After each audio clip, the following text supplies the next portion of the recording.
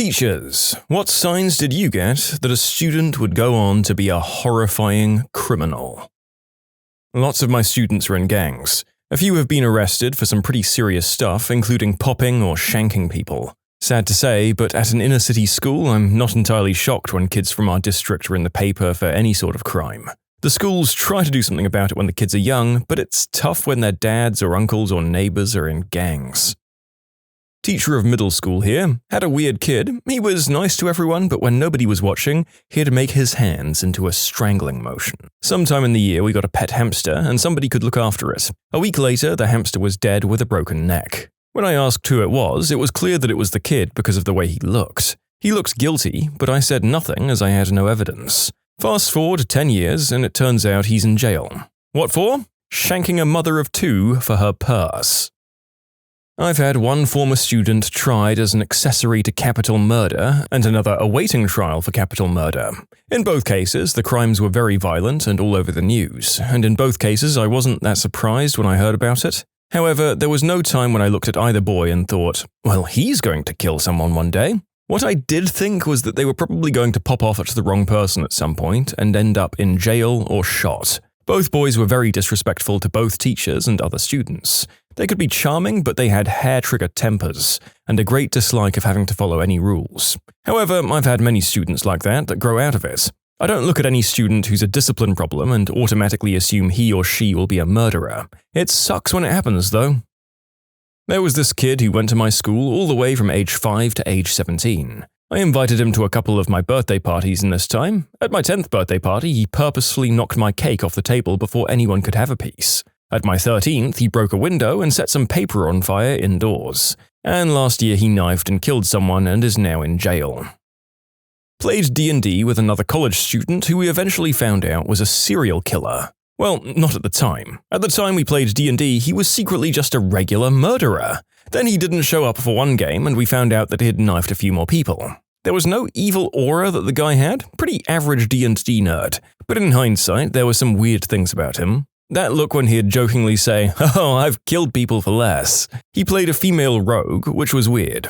I remember during one game, we killed a guard in a castle we were stealth storming, and we went to hide the body, and he was like, "Oh, you can get rid of the body, but there'll be too much blood to hide." You know, it's nice when people bring in their real-life experiences to help you figure out how to solve problems in the game. Okay, in seriousness, there isn't really a correlation between D&D and murder. Hashtag not all D&D players. That said, you always know the players who have murder potential. I used to work at a boarding school in England. We had a kid named Tom who came from an orphanage. Tom was one of the brightest students I ever taught. To be fair, he was actually one of my favorite students at the time, and I'm quite sure almost all the other teachers liked him too. I believed he was one of the kids who would make it in life. Not only because he was a clever student, Tom was able to be very convincing. He had great influence on other students. But in retrospect, I should have seen some signs. Quite often he stayed after class to ask some questions. One of these times, Tom showed a great interest in Horcruxes. It's obvious I haven't told him anything about it. New teacher here, and I teach elementary school, so no major crimes yet. But I've got one kid who I swear will be all over the news in future for something horrendous, be it murder or the unspeakable act or a school weapon-related tragedy. He had no empathy whatsoever. This in itself is worrying. But there are people with little empathy who turn out okay, right? Well, not this kid. He'd hurt the little girls in my class just to watch them cry. Whenever it happened, I'd rush over to the little girl, or if it was outdoor recess, the staff member outside would rush over, and he'd just be standing there staring at her with the weirdest look on his face. Not a smirk necessarily, but just odd.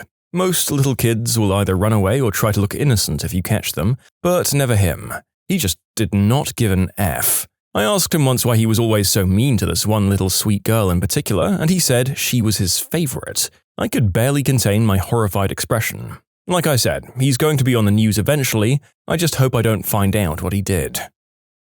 Well, I had a third grader this week carrying a weapon, and he threatened to shoot the security guard, though not while in possession of the thing. So yeah, we'll see in a few years how things end up for him.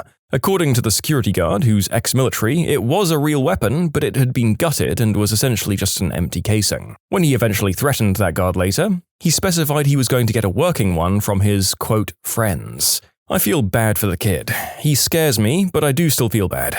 His home life is real bad, and God only knows how many child protection services calls have been made at this point that haven't helped. I substituted for a home economics or cooking class for a couple of weeks. There was this one girl who struck me as a bit odd. It's hard to describe, but I got a bad vibe. She got angry really easily, had zero patience, did not respond well to authority, and would threaten anyone who annoyed her. Obnoxious, yes, but I felt like there was more to it. I asked the department head, and she told me this girl, who was about 16, was kicked out of her old school for getting into fights and manipulating another student, a boy with a learning disability, into attempting to shank the teacher. If I see her name crop up on the news in the future, I will not be in the least bit surprised.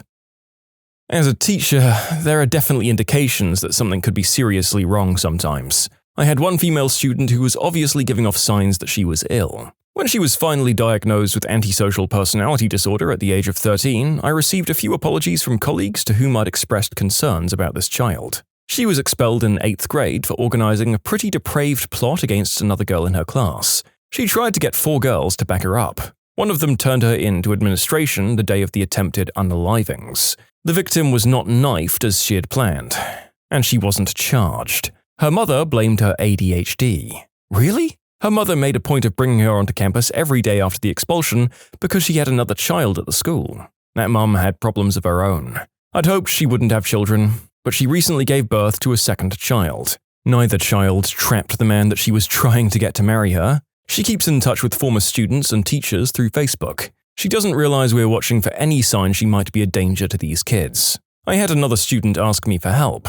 He was planning to go on a spree against his family. He was caught by one brother doing unspeakable things to a litter of kittens. He had a bit of a history doing horrible things to animals.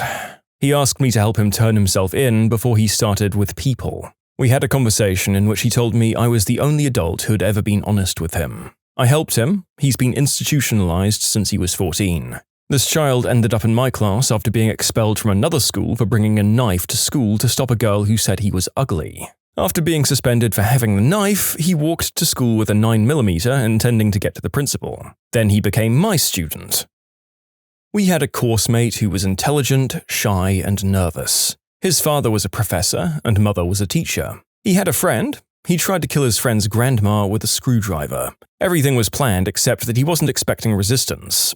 He didn't succeed, luckily, and he's now serving 16 years in jail. I went to school with a girl from elementary all the way to high school graduation. Nice, maybe a little quiet, but a good student with a lot of friends and active in the school clubs and such. A few years ago, she was arrested and charged for the worst sort of the unspeakable act. Without giving away too much identifying information, they found a metric ton of evidence in her home. Thousands of photos. It made me feel ill reading the news stories. I never would have suspected it from her. My mum taught both a serial killer and a radicalized Islamic terror fighter. She said they were both decidedly weird, but no weirder than the normal weirdo students you get in every class. Bit of a switcheroo, but there was a kid in my school who stabbed me twice with a pencil when I was 8 and a scalpel when I was 15. I was sure he'd get himself into too much trouble eventually, but he's totally turned around and seems to have his life back on track. You know me, folks, I'll seize any chance I can get to have a bit of relief from the ongoing barrage of stories of broken trust and dreams and people who didn't get the help or attention they needed earlier on in life. Okay, let's plunge back into it.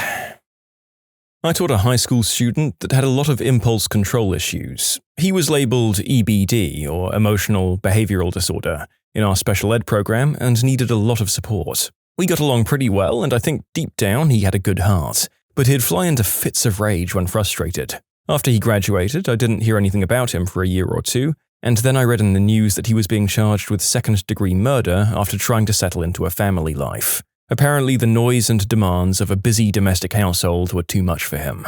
I can't say that I ever thought he'd do something this terrible, but I'm not surprised that he hasn't been able to handle this situation and lost control. It's so sad because he had so much support at school, but once he left, all of that was taken away and he was on his own. I think it's tragic that all of this has happened, and I wish there had been more services in place to help him once he graduated. I went to school with a guy who got arrested after graduating for a string of crimes the narrator can't even say on YouTube. When he was in middle school, he got caught nailing animal heads to trees, so I'd say, yes, there were indicators. There was a kid at my school who wound up getting arrested and convicted for some pretty crazy stuff. He converted to Islam, aided al-Shabaab, that's the group in Somalia, and threatened the creators of South Park.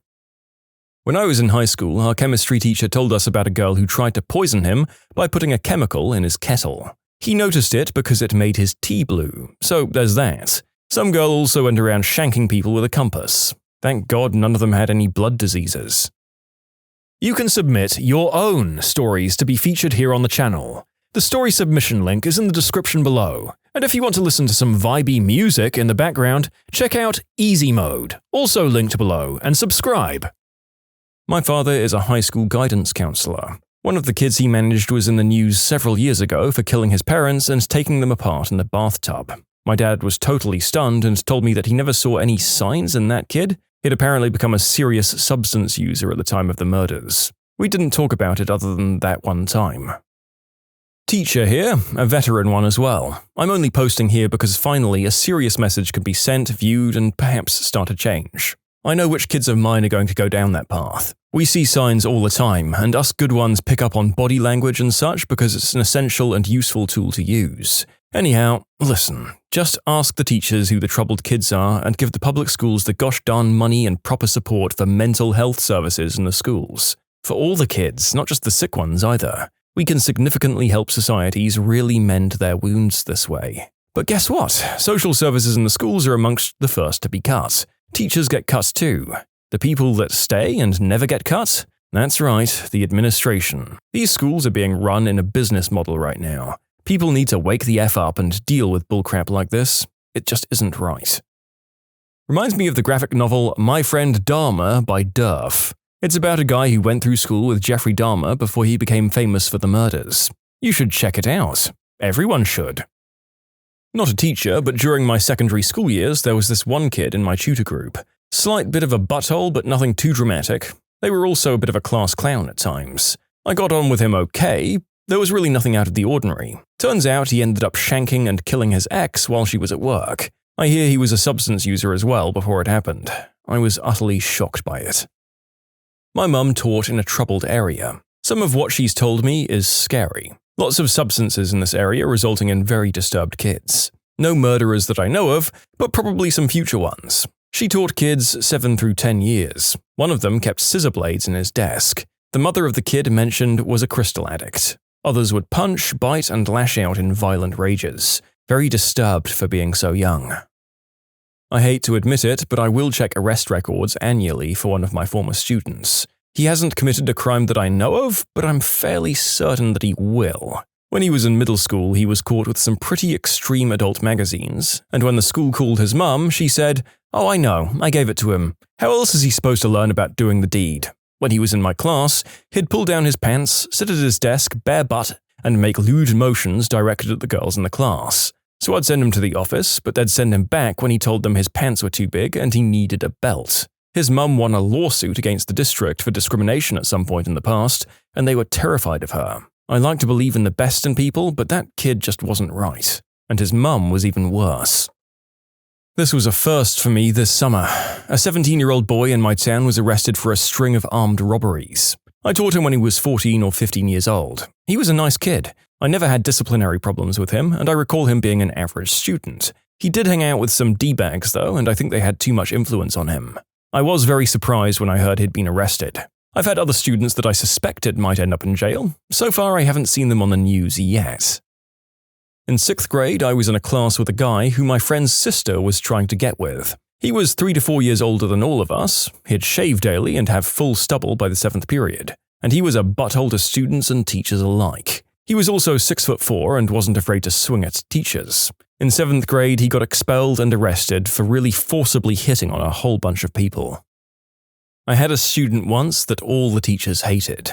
I taught 7th and 8th grade music in IDOWorkHereLady, and had a lot of trouble getting the students used to discipline in general. Anyway, this kid started excelling in my class. I'd let him take his tests verbally at a discrete time so no one would know he couldn't read very well. He'd get up and demonstrate instruments he'd learned to play while he was at juvie. Then one day he just wasn't there anymore. He and a friend decided to jump the next guy they saw because they were bored. Put the guy in intensive care. They were both to be tried as adults. Did I see any signs? Yeah. Held back from high school twice, no parental involvement, fighting in other classes, former juvie sentences, indifferences about not being able to read. In short, student tried to murder someone because bored. There were a lot of signs, still hurt me a lot emotionally that I couldn't make a difference. And somewhat expectedly, here we have it. Just another one in a long list of incredibly troubled people who needed a psychiatrist's evaluation and a lot of treatment, doing damage to other people in a system that ignored a problem for too long because of a lack of funding or motivation. And that applies whether these kids were actually evil or had untreated issues. I'm sure there were signs there were problems coming down the road. My dad always used to tell us the story of how someone he knew at school whacked an old lady as he was climbing out of her window after robbing the care home, by stamping on her neck or something. Apparently he was a bit off at school, but nothing serious, and it was for substance money. I taught behaviorally and emotionally disturbed kids about 10 years back.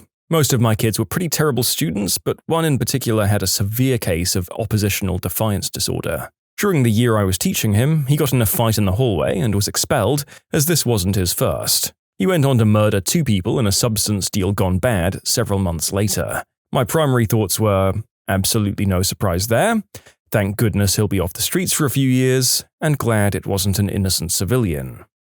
A first grader in our school system routinely was found carrying knives in his backpack. One day he painted a picture of a family dying in a fire. His teacher asked about it and he said, "Bad things happen to good people." And then he stared at her and with a slight smile said, "You're a good person." Yeah, we're keeping tabs on him. One of my freshman kids last year was arrested for the unspeakable act about halfway through the year. He was kind of a jerk of a kid, but it was clear he was using it to cover up other things. I had a feeling he'd get arrested for something, but never thought it would be so soon and for such a violent crime. I have to admit, though, I was glad he was out of my class. I had a friend in school who my parents were terrified of. I was 9 or 10, and I couldn't stay away from him for some reason, even though our relationship consisted of him being extremely nice to me for short periods of time and then orchestrating an often bloody fistfight. I remember him straddling me and beating the living crap out of me in the playground after school one day. I was bloody and screaming for help, and parents were all around us, just walking by like it wasn't happening. That's people for you. He was in and out of institutions for years and would just randomly come back to my school before disappearing again. Whenever we saw each other again, he'd talk of his fantasy in which he killed both sets of our parents, and then we'd go and live in a shack in the forest somewhere. The last time I saw him as a kid was when he tried to burn my house down. He orchestrated it so we'd be leaving the house after he'd lit the match. Luckily, my dad was around after we'd left and smelt it before it really got going. He was sent to a pretty heavy-duty institution sometime after that. Anyway, I randomly bumped into him last year, and we've been great friends ever since. He's a fitness instructor, performs in an amateur MMA tournament, and has the most positive and gracious, and just plain chilled out outlook on life, and a truly beautiful doting family. In short, textbook psychopath grows up to be the nicest guy in the room. There were 2 kids in my school, both odd in their own ways. One killed someone with a screwdriver, apparently his girlfriend's mother was always trying to split them up, and then she did something one day and he snapped. Coincidentally, my girlfriend is ex-police and moved into his old house as he was no longer needing it, what with going to prison and all. The other guy committed the unspeakable act on and knifed his own mother, buying himself a one-way ticket to the big house.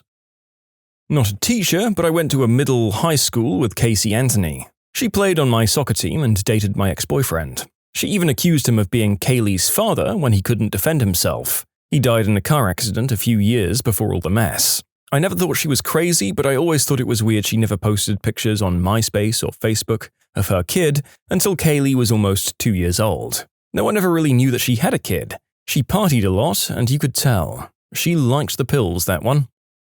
I work at a junior college and had a student that was arrested for murder. She fought a family member that was 6 months pregnant, and, well, things went real bad.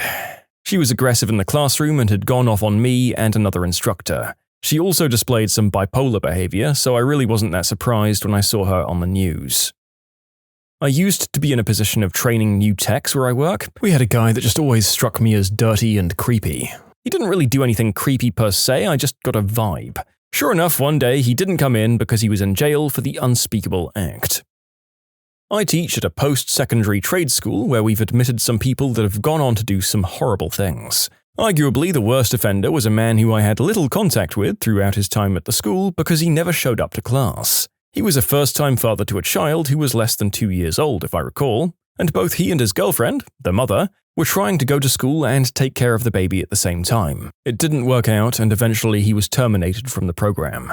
It broke my heart to read the news less than half a year later that he was involved in some truly horrendous crimes. Is this guy the only one that's been through my school and committed a violent crime later? No, and maybe I'll share more later, but this guy really struck a chord with me, and I need a break or I'll just be angry and upset for the rest of my night. What was the stupidest reason you got woken up for? When I was a teenager, my much younger brother woke me up from a nap saying, "Mom said don't wake up." Another job well done. Did you ever get the, "Guys, be quiet, Mom said to let him sleep longer," right outside your door? This is why wars happen. You mean why 8-year-olds are tossed across ponds and skipped like rocks?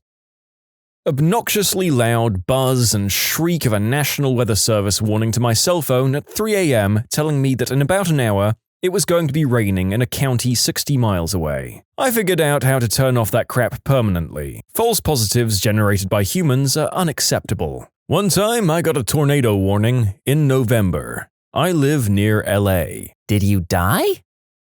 My daughter always wakes up in the middle of the night, but it's not a quiet wake up. She's 6. She screams at the top of her lungs, "Dad!" "What?" "I can't sleep."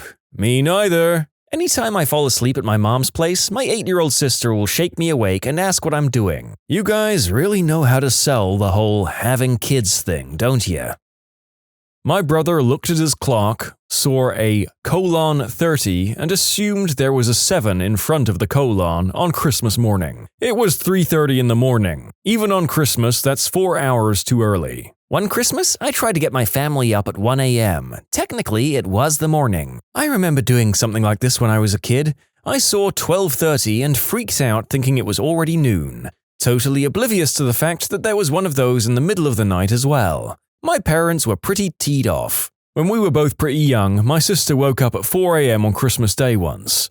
I had to force her to go back to bed. From then on, we instituted a "it's not Christmas until 7 a.m. rule in our house. I feel like everyone with siblings has been the victim or perpetrator of this particular problem. Now we await the karma of our kids doing it to us with a sense of dread. A bazillion years ago, when I was 16, I was hospitalized for infectious mono, and they would wake me up to ask if I needed a sleeping pill. They would wake you up? You mean they did this regularly? In my memory, they were doing it every time I fell asleep. Probably it was just at night. Maybe just one specific mean, kid-hating nurse. I don't know. It was a very traumatic experience. When I was in the hospital before, they had to wake me every couple of hours for different medicines. Later, it was just to see how I was, like a certain quick test or ask me a question. It made it so I couldn't sleep. The wake-ups were very quick though, like 20 seconds. At the very end of some, she would ask if I wanted a sleeping pill as she knew I was tired of being woken up all the time and not sleeping well. I'm not doubting your story, I'm just wondering if I wasn't the type to instantly be alert when I wake up, if I'd be thinking they were waking me up to ask me if I wanted a sleeping pill. I was in hospital for a week last year. They were giving me Valium at night to help me sleep, but they would give me that at 10 and my IV bag would be changed at midnight. One nurse was the chattiest frickin' B-word in the ward. Comes in and all the lights are off, with me clearly asleep. "Oh, hello, how are you? Blah blah blah blah blah." She was terrible. And then they would wake everyone up at 6 because that's when daily cleaning, changing sheets, wiping things down, mopping floors,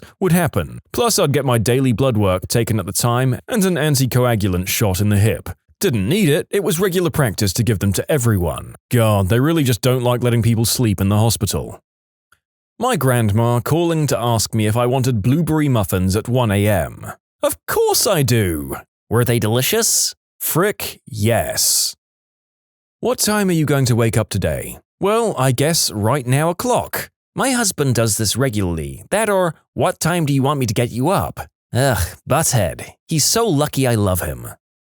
Some butthole at university pulling the fire alarm in the dorm building during finals this week. Did they ever find out who did it? Not that I ever heard. My guess is someone got drunk and thought it would be funny. The thing is, at my university, when someone pulls one fire alarm, all the dormitories get evacuated. Normally, someone drunk just put a pizza in the oven and passed out. In my halls of residence, any 3 a.m. fire alarm was usually a cheese toastie in distress. I was in the party res, and this happened multiple times at my university too. Once I'd gotten pretty drunk that night and had just gone to sleep, 4 a.m., when 10 minutes later the alarm went off. Despite being the loudest, most annoying alarm I've ever heard, it took me at least a solid minute and a half in my drunken, half-asleep stupor state to figure out it was the fire alarm. I just wondered why my head was suddenly so loud. Staying in dorms wasn't even an option. There was something like a $500 fine if they found anyone who didn't evacuate.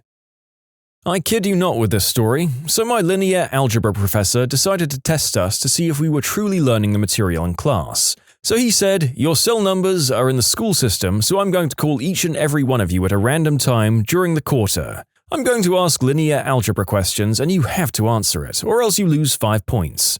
I thought it was weird, but we decided to go along with it. 3/4 of the way through the quarter, I completely forgot about it, and at like 3 in the morning, my phone goes off. I wake up and I answered it. "Hey, it's your math professor here. Here's your question. How many vectors does it take to form a basis in R4? And what are the conditions needed to form it?" I paused for a second and just said, "No, I'm not doing this," and hung up. The next day I talked to him after class and he said, "If you truly knew the material, you'd know it in your sleep." I lost 5 points, but I didn't care. That was the dumbest thing to do to wake a person up. I don't know my own name when I wake up from a deep sleep, much less linear frickin' algebra. You should have called him every half hour from 2 a.m. through a Saturday night to ask him to tell you about something from the class. I would have gone to the head of the department over this. This is beyond inappropriate. I know that sounds harsh, but this was a power trip, and it was an abuse of his power. My dad called me and woke me up the other day to ask me if I wanted to go for breakfast. My instinctive response was, "Frick you, I'll kill you."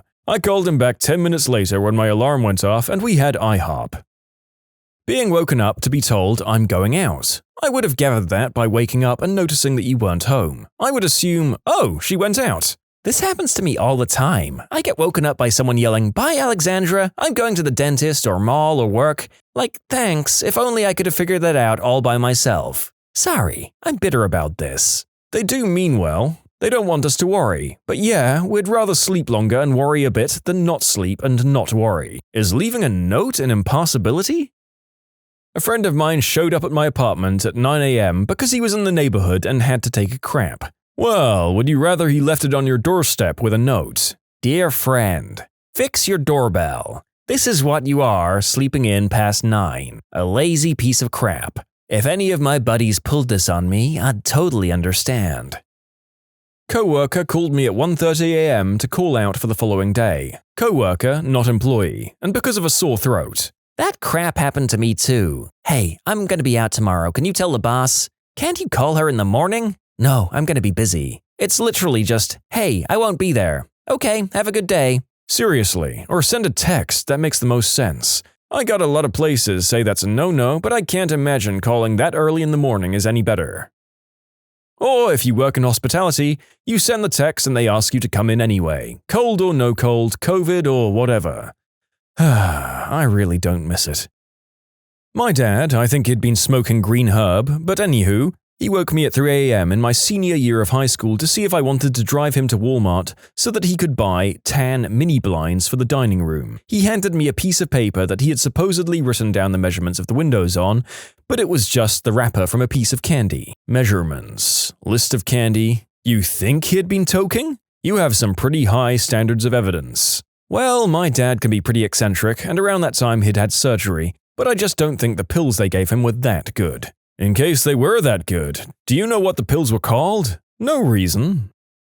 My mom woke me at 7 a.m. on Sunday when I was 15 to tell me that Princess Diana had died. I was annoyed, so I just said, "Good," and went back to sleep. I was 18, and my mom woke me up at 7 a.m. to tell me that too. I asked if Dodie was with her and apparently nodded in approval when this was confirmed and rolled over. "I've just heard that Princess Diana and her lover were killed this morning." "Mum, I swear it wasn't me. I've been here all morning. I have an alibi." Back in 2007, my dad woke me to tell me Jessica Simpson was getting a divorce. I have no idea why. I've never expressed even the slightest interest in Jessica Simpson. I barely knew who she was. I have no idea how he knew who she was, and yet he felt the need to inform me about the demise of her marriage at 7 in the morning. It was surreal. Your dad was just really happy that his fantasy was finally coming true.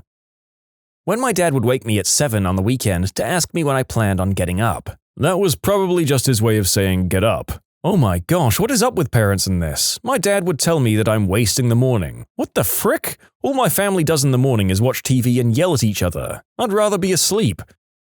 My friend calls me. Hey Jerry, can I borrow Smash Bros. Melee? I'd be grateful, man. Dude, it's 3:30 in the morning. Fricking wait until the sun is out. Jerry took my words seriously. Hey, the sun is out. Can I get the game now? Sure. Sorry everyone, tournament is delayed until sunrise because someone is being a jerk. Well mate, you should have your own copy of the game if you're going to host a tournament, Steve. Get stuffed, Jerry. You can submit your own stories to be featured here on the channel. The story submission link is in the description below. And if you want to listen to some vibey music in the background, check out easymode, also linked below, and subscribe. My girlfriend punched me in the face. According to her, she just woke up from a dream, but was still in one of those weird half-conscious, half-dreaming states where she didn't really know where she was or what was going on. She said she looked beside her in bed and saw some dark mass laying there that made her uncomfortable. So after watching it for a moment, she attacked it. Ended up decking me square in the nose. Hard. Somehow, I instantly knew what had happened. I shot up and yelled, "Babe, what the frick?" She mumbled some sort of half-asleep apology, immediately rolled over and went back to sleep. I, on the other hand, lay there unable to go back to sleep for 2 more hours, because it's not exactly easy to do when you're woken up like that. I was furious. It's one of my favorite stories about her and us now, though. Well, at least now you know she can handle it if any strange dark mass of a person is in your home unwanted. My dad's, "Wake up, we won $1 million! April Fool's prank 2 years in a row. He really thought he was clever." I can't remember if I was actually woken up or woke up on my own, but I woke up one morning to my ex mad at me because she had a dream that I cheated on her. My dad left for work with soup boiling on the stove. I woke up smelling smoke and I thought someone was smoking. The window was open. I went into the kitchen and freaked out. Being woken up to ask me if I wanted to smoke a bowl. No, bro, the reason I fell asleep in the first place was because I'm too high. I woke up punching myself in the face repeatedly. I must have tried to itch my nose or something and did it. Then I hit myself again trying to block whatever was hitting me. I must have hit myself in the face 10 times before I woke up enough to realize what was happening. My whole arm fell asleep and it was dark. Roundhouse kick to the face from my 2-year-old son. Did you repay the favor the following night? With twice the fury. Roundhouse kick 2. Twice the fury. A couple of nights ago, my husband flipped the light on in the middle of the night because he was looking for spiders hanging from the ceiling while he was dreaming. Twice. 2 hours apart. Thinking about it, it parallels with the time he was sleep-talking, stood up in the middle of the bed and then rolled me over to look under me for the map that he was dreaming was missing. I speak Spanish, but the rest of my family doesn't. One Saturday morning, my dad was having a garage sale and woke me up at 7 a.m. to translate for some guy who didn't speak English and wanted to negotiate prices. So I dragged myself out of bed. I'd had a really late night the night before and was a little hungover and went to talk to this guy about a punching bag. I was talking with him for about 5 minutes before I realized he was speaking Portuguese and that I was having a one-sided conversation with myself and neither of us could actually understand the other. In conclusion, Dad woke me up to translate for Spanish speaker at a garage sale. The guy was speaking Portuguese. My roommate and her boyfriend snuck in at 6 a.m. and tried to quietly do the deed while I was sleeping in the other bed 2 feet away. Wow, F that guy. If he's cool with that. Just gonna note, no one said anyone had a problem with it, just that it was a stupid reason to wake up. I woke myself up because I was laughing. I was dreaming about flatulent jokes. I got woken up by my own laughing once too. I remember I was camping and I was dreaming about exploding outhouses and for some reason it got me in my giggle bone. It still makes me chuckle a bit. Family members have woken themselves up snoring loudly. My parents' dog tooted itself awake a few times. And the narrator has also woken himself up with his own toots and snores on a large number of occasions, so let's go easy on the dog shaming. A tiny earthquake, and then when I was about to fall back asleep, my brother came into the room freaking out. I woke up from a minor earthquake once. We don't really get earthquakes here, so I assumed it was a dream until I saw it on the news the next day. My mum very excitedly woke up to show me a recently dead bird that she had seen fly into our window. I told her that she wasn't a cat and behavior such as this was unacceptable. During college, some drunk idiot tried and failed to cook grilled cheese at 2:30 in the morning, set off the fire alarm for an 8-floor dorm. The campus police officer who showed up to help clear the scene stood on top of his cruiser and yelled, "Who the frick burns grilled cheese at 2 a.m.? My mom wants me to be awake. She doesn't have anything to do, she just doesn't want me sleeping if the sun is out." Most fun thing for teenagers happen around midnight. Wake her up then so she doesn't miss out on that. I got this crap when I was living at home during the summer between years of college and working afternoon and evening shifts in retail. I'd wake up at about 11:30 a.m., shower, eat, go to work, come home, have dinner, and then stay up until 2 because that's when all of my friends were online. My parents really did not like me sleeping so late. Their reasoning was that I needed to be up at the same time as the rest of the world. I guess it's somehow disrespectful to sleep late if no one else is, but what the heck would I be doing in the morning if I don't work until 1 p.m.? I finally just said it was unreasonable to expect me to be up at 7 a.m. when my schedule was the way it was, and that if my shift changed, I would change my schedule. But yeah, there was like a week every summer of, "Stop sleeping so late, other people are already up." Yes, it's exactly like that, except not always related to work schedule. Still, my mom doesn't want me to sleep the day away, and she doesn't like me being awake while everyone else sleeps. It's not as if I'm loud or doing anything dangerous. My manager once called me at 6 a.m. to ask if I saw his email he sent about an hour before about shirt sizes for the new uniforms. My boss does that. In the call, he's always slightly disparaging that I didn't email confirm I got his email. I'm always like, "You sent it, I got it. There wasn't a question. When there is something to respond to, I'll do it when I get to them." Now I just click reply on his emails and peg out "OK" on the keyboard and hit send. I woke my sister up for moral support when I went to battle with giant-ass spiders downstairs. If there's one thing I've learned, it's that spiders are an acceptable reason to wake someone up.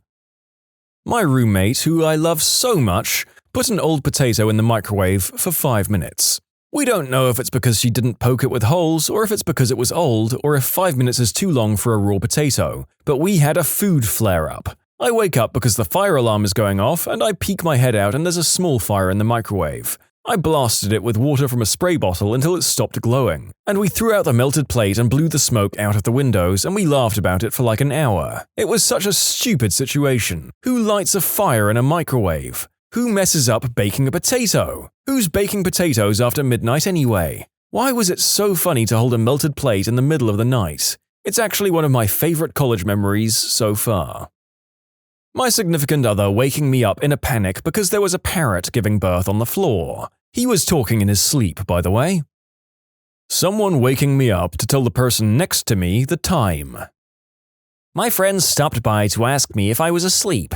It's actually really annoying when someone shakes you and wakes you up and then looks you in the eye and asks if you're awake. It's even more annoying when they ask, "Were you asleep?" Yes, it's like someone seeing you struggle to carry a heavy load and asking you, "Is it heavy?"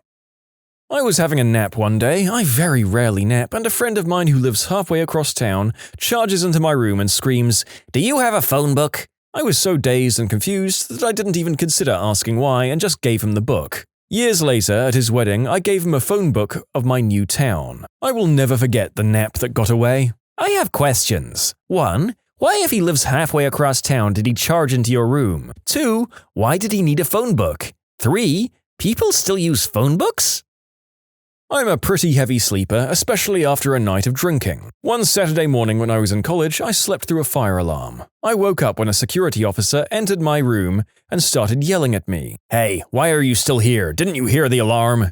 I was still in my bed at that point, and I just looked at him and said, "I didn't hear it, I was sleeping." He then tells me that the fire alarm was set off in my room and started rattling off questions. "Were you smoking, microwaving, toasting, lighting incense?" I told him, "No, dude, I just told you I was sleeping, you literally woke me up." At this point, I could tell he was getting a bit frustrated, but so was I. He then tells me, "Get up, you need to go outside with the others." I responded, "Well, can I at least get dressed? I'm not wearing boxers." After that, he finally left, and I put on some underwear and my robe and went outside. It turned out my smoke alarm was defective, which is why it set off the system and why I couldn't hear it as loudly as everyone else. It wasn't necessarily a stupid reason to wake me up, but at the time I was super annoyed because it sucked to wake up to a security guard yelling at you early in the morning. My girlfriend woke me up to tell me the toilet was clogged and asked if I could help. walked to the bathroom, watched her use the plunger to unclog the toilet, and walked back into bed as she said thank you for the help. Long-serving EMT. Been woken up on a shift at Lord knows what hours for toe pain for 4 weeks, gangbanger with the flu, the patient who wanted to ask if she could take aspirin, picked the same guy up for the 4th time in 24 hours for no reason, people who had nightmares. The list is endless. All young, otherwise healthy people with nothing emergent or immediate happening to them. It's my job. I was on shift, so I shouldn't really care. But when you work 24, 36, and 48-hour shifts, those 10-minute naps are a blessing. 1 hour's a full night's sleep, and anything over that a miracle. Human resources. What's the pettiest, what the hell, complaint that you've had to deal with? I was doing temp work at a heating, AC, and plumbing company, answering the phones and stuff, but there was this one girl that just hated me. I guess I was too happy to be employed? Anyway, I go in one day and the owner pulls me into the office. I have to get a substance test done because I'm too energetic and I blow my nose frequently. I'm a morning person and I have allergies. The results come back negative, the owner apologizes, and I quit on the spot. That's right, Toby Flendersons of the world, we're reading your stories today. I for one cannot wait to see the depths of petty crappiness displayed by bored, unsatisfied office workers. He doesn't say good morning to me. My boyfriend's boss pulled that on him the other day. Why don't you say hello and ask me how I am? It was like, really? My gosh, I've got a similar complaint in the military once. I was in Iraq, stationed on a base where we, the army, worked with the Marines. I was guarding one of our top-secret facilities and had been on duty an hour or two. Suddenly, this random Marine came up to me, irate. "You're so rude," he said to me. "I've passed by you at least 3 times and you haven't said hello to me once." At the time, I was flabbergasted by this complete stranger being mad at me for not doing something I in no way considered part of my job. I didn't know how to respond. I wish I'd had the wits to point out that I was a soldier on guard duty, not a frickin' hostess at Applebee's. I don't know if it was a cultural thing, maybe he was from the South, or a gender thing because I'm a female and therefore expected to be sweet or something, but I just couldn't understand why a fellow service member would expect someone on duty to be issuing friendly greetings at passers-by. I mean, I've done the hostess thing and I'm pretty good at being friendly when it's appropriate, but when my orders are use deadly force if necessary to protect this room, and to not make our customers feel at home, I just don't expect people to complain about me not saying hello every time they walk past me. This was 12 years ago. I'm still mad. Now, some of you have written to me to point out that in Marine culture, the greeting of the day is actually a real thing. I honestly never realized that. I just told this story to my husband, who was also in the army and did 2 tours in Iraq. His first reaction to my story was, "What the frick was that guy's problem?" But after I mentioned the greeting of the day that y'all told me about, he said, "Oh, yeah, that makes sense." Like me, he never experienced that after basic training. He was in a very different kind of unit than I was too. So I think this was just an Army or Marines culture clash thing. I'm grateful to those who kindly informed me of this. Okay, this is weird, but I have to say that I did experience one manager who I legitimately made this complaint about. He would walk in every morning and go straight to the girls working in the handwork area and be super friendly. Bring them coffee, lots of cheerful greetings, then walk to my station. I'd say good morning and he'd grunt and walk on by. Never a friendly word to me, but constant friendliness to the girls. I was fully competent in my job, by the way, still am. After a few months of this, I was called into a meeting with his boss for a regular interview, and he asked me why I wasn't seeming happy with the manager. I told him. Next day, the manager comes to me and we had a long talk in his office, during which he told me he realized, only after being asked about it by his boss, that he was totally treating me like crap every morning. He apologized, stopped fraternizing with the girls, and has treated me fine ever since. So sometimes, rarely, this is a bit of a big deal. I'd say the issue you experienced wasn't just so-and-so doesn't say hello to me. It was so-and-so treats me notably different and worse than my colleagues performing an identical job function, and the difference in treatment appears to be based on gender. The former is a BS complaint. The latter is quite significant. This was about 10 years ago. A guy in accounts pretended his wife had died. He faked her funeral, took compassionate leave, quite a lot of extra leave, as his wife was Indian and he claimed he had to go to India to sort out her estate. He was given £500 from an office collection. Unfortunately, he hadn't let his wife in on the scam, and she had phoned the office looking for him one afternoon.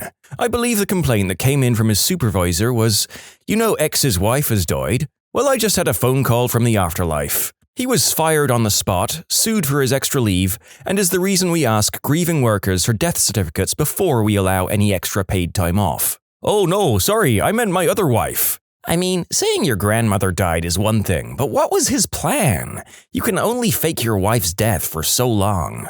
Oh, we had a guy like that. Never could prove that this stuff didn't happen, but apparently his wife, girlfriend, it changed from day to day, his 18-year-old son and his dad all had a stroke in the same month. Then his mum died, then he leaves one morning saying his dad is back in hospital. He shows back to work around 1 saying, "Yeah, I just had to pull the plug on my dad. Not an easy thing to do," but seemed totally unfazed otherwise. We were able to prove that he was going out to his car several times a day to drink, but I feel like having 3 family members all have strokes, and 2 of them not being of stroke-having age, and then having both of your parents die all within 2 months is a little suspicious, especially when you can just casually pull the plug on your dad. Also, we weren't able to find any records of obituaries or death certificates anywhere. And the funeral home he said they were having the funerals at didn't list anyone that could be his parents as having funerals the 2 dates he took off work. So either he was a bald-faced liar, or he was the most unlucky man in the world for a short period. I'm as amazed by the gall of these particular people as I am disgusted by the behavior, to be honest.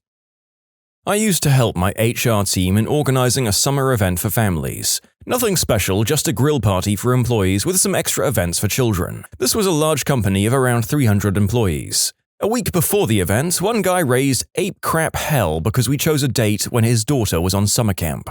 You should have told him that was exactly why you chose the date. Summer camp sounds more fun anyways, honestly. Some people are so entitled. One woman in the US sued a school because her daughter had something else she wanted to do on prom night. So unbelievably, they sued the school to change the prom night. Because frick everyone else, the only thing that matters or has a life is me and my family. My company has had some serious what the frick moments. Take down the pictures of World War II airplanes because our German customers might take offense. Had a phantom crapper who wrote "F you" on the wall in feces and laid one in a newly installed toilet. It wasn't even plumbed in yet, they just crapped in a waterless toilet and left it for someone else to sort out. We had a guy who got caught sleeping at work for the 3rd time. When the shift leader gave him a talking to, the guy complained to HR that he was being victimized. During the subsequent investigation, it was found via CCTV that the worker was going to his car and doing smack. This was confirmed in a positive substance test. These are just some of the ones that jump out at me. Not what you would expect in a multi-billion-dollar aerospace engineering company. A letter of complaint. The doctor called me fat. I looked up the patient weight. Patient was unambiguously fat. BMI of 50+. The doctor was giving results of positive tests for non-alcohol-related fatty liver disease and corresponding dietary advice. Wrote the patient a non-apology letter, gently hinting that choice of words was not ideal but perhaps some of the doctor's advice was good. Dear patient, the doctor misspoke. He meant to say morbidly obese. The doctor misspoke. He meant to say there she blows. Man the harpoons. I'm picturing Dr. House apologizing this way. My mum, who works for the state, had to deal with an employee who was catching pigeons at work property and then taking them home to barbecue them. I have a huge list. A manager who complained that a guy's accent was too thick. After speaking with the manager, who frequently uses politically incorrect slang, and the heavily accented gentleman, I can honestly say the manager was the issue and that guy didn't even have a very thick accent. A guy kissing his girlfriend hello after finishing work. This was reported as a homophobic act. A guy who kept asking people if they were on break at the same time, as he likes to pray with them. Frequently.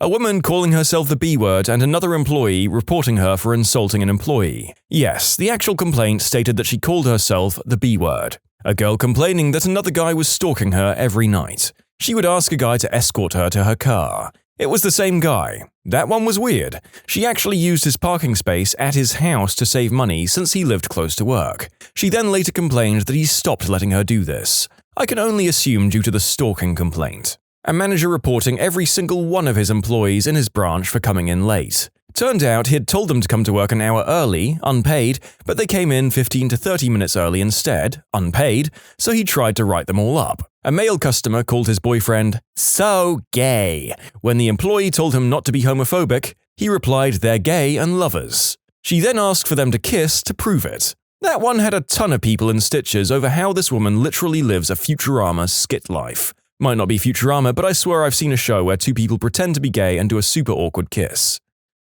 What size of company do you have to run for these things to happen with this frequency? Or is real life actually like The Office TV show? Also, I think the cartoon that last person was thinking of was Family Guy. One of my favorites from the other half who is in HR. So Mr. Blue and Miss Pink work together for some time. At some point, their inter-office flirting becomes too much for Miss Pink, and she goes to HR. Apparently, Mr. Blue has been sending her texts and making overtures that the married Miss Pink does not want and needs to stop.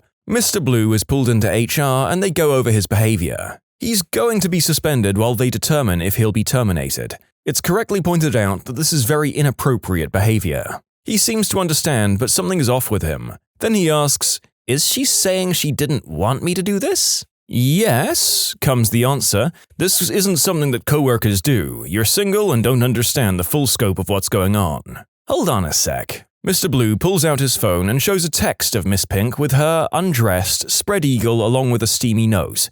Then another and another. "I'll send them to you for your research." HR regroups, ends the meeting and does more investigation. Turns out they'd been doing the deed for months. The husband was getting suspicious and she needed an out. They both got disciplined by HR, though her marriage fell apart and she had to carry the knowledge with her that most of HR had seen her naughty bits.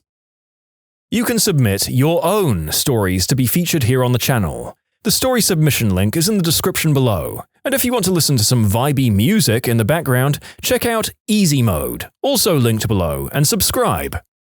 The most what the heck complaint I've seen is finger guns being banned in a workplace. Someone complained that they felt threatened by someone making finger guns in the air and filed a complaint. And I guess since that was creating a hostile work environment for that employee, they had to send a memo that it was unacceptable behavior. I guess it's all how you imagine it. Most people make them all friendly and nice, but maybe you're alone in the office and Mike, who's made it clear he really doesn't like you, walks in, stands in front of you, glowers and stares you in the eye, slowly raises his double-barreled finger gun, levels it at your face, pulls the imaginary trigger, turns away, and quietly goes about his business without ever saying a thing. Is that HR worthy? In my humble opinion, I think you need to wink if you do the finger guns, otherwise it is hostile.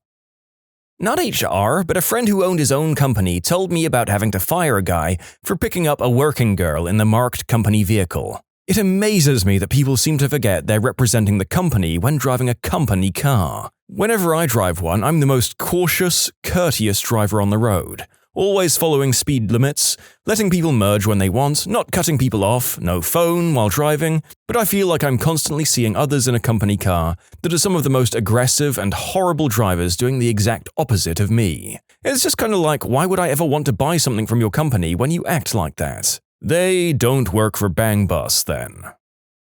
I know the people in HR pretty well. My work used to let people dress up for Halloween each year. Company is about 350 people in size. People used to have a blast. There would be parties and contests for costumes and pumpkin carving, etc. I would guess about 65 to 70% of the building would get really into it every year. One lady complained to HR that some of the costumes were upsetting to her because they were satanic. We're talking vampires here, folks. Fricking Dracula. Like the classic teeth, black cape, white skin template vampire we all know. That was the end of Halloween for the entire building. I hate that B word. I would distribute pentagram necklaces and encourage people to join me in worshipping the Dark One, just to get her back for that nonsense.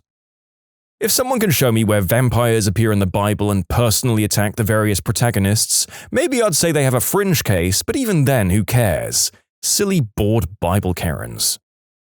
The new recruitment manager was sending inappropriate and very explicit text messages to female job seekers. You know what? He didn't last very long. He didn't last long in what sense?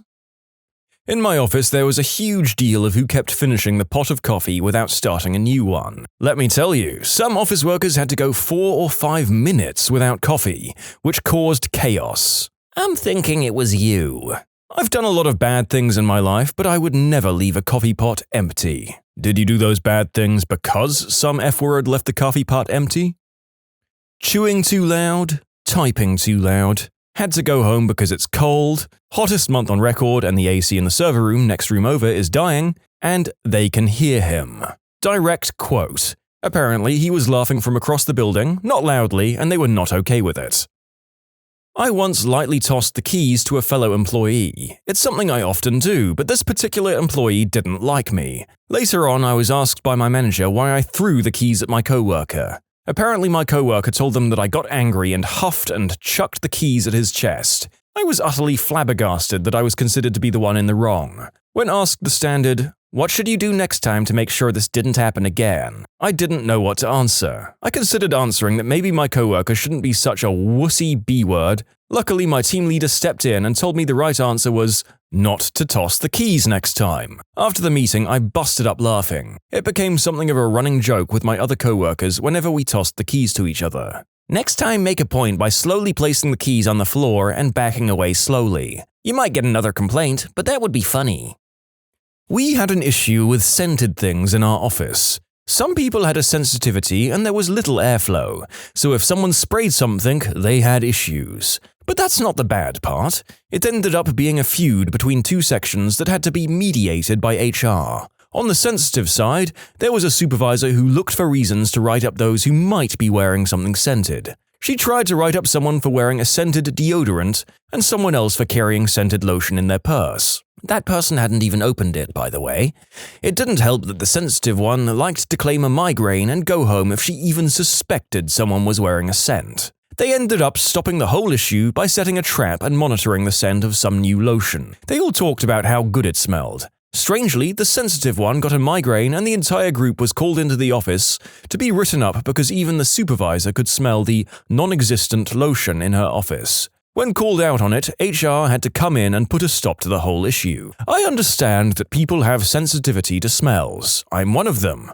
Old lady perfume makes me have an asthma attack, and the beginning of it was reasonable. People followed the rules. But this turned into a witch hunt on one side with someone taking advantage of it. At one point, the supervisor demanded to search people's purses and bags to make sure they weren't bringing in scented items. Didn't even have to be using them.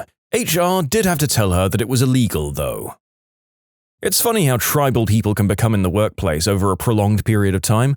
Boredom and perceived injustices can combine to mutate into some truly absurd fights.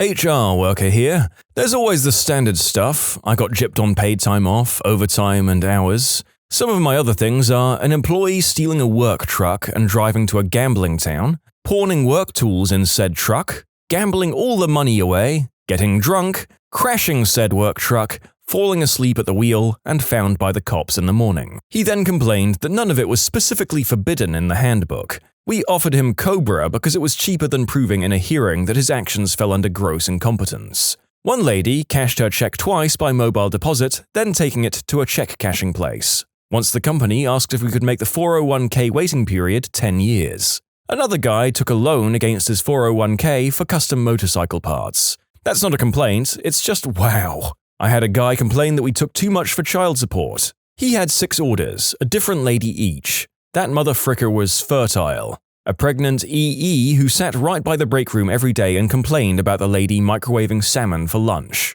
Every fricking day. Spoiler, it was me who complained. Had a voicemail from a former employee complaining that he was fired for bullcrap reasons. I saved that voicemail for a long time. But the one that takes the cake. A flirty married jerk at work winking at ladies, but he's connected so he gets a small talking to. The behavior stops. That's good, right? The receptionist doesn't show up to work. Then we get a call from the receptionist's husband. Turns out she was sleeping with that flirty jerk and doing crystal at work. It shouldn't have caused such a huge ruckus, but the flirty jerk is married to the owner's sister, plus Crystal. She's in rehab and the flirty jerk has to tell his wife that it happened in their own bed. That spongy mofo wouldn't even spring for a cheap motel.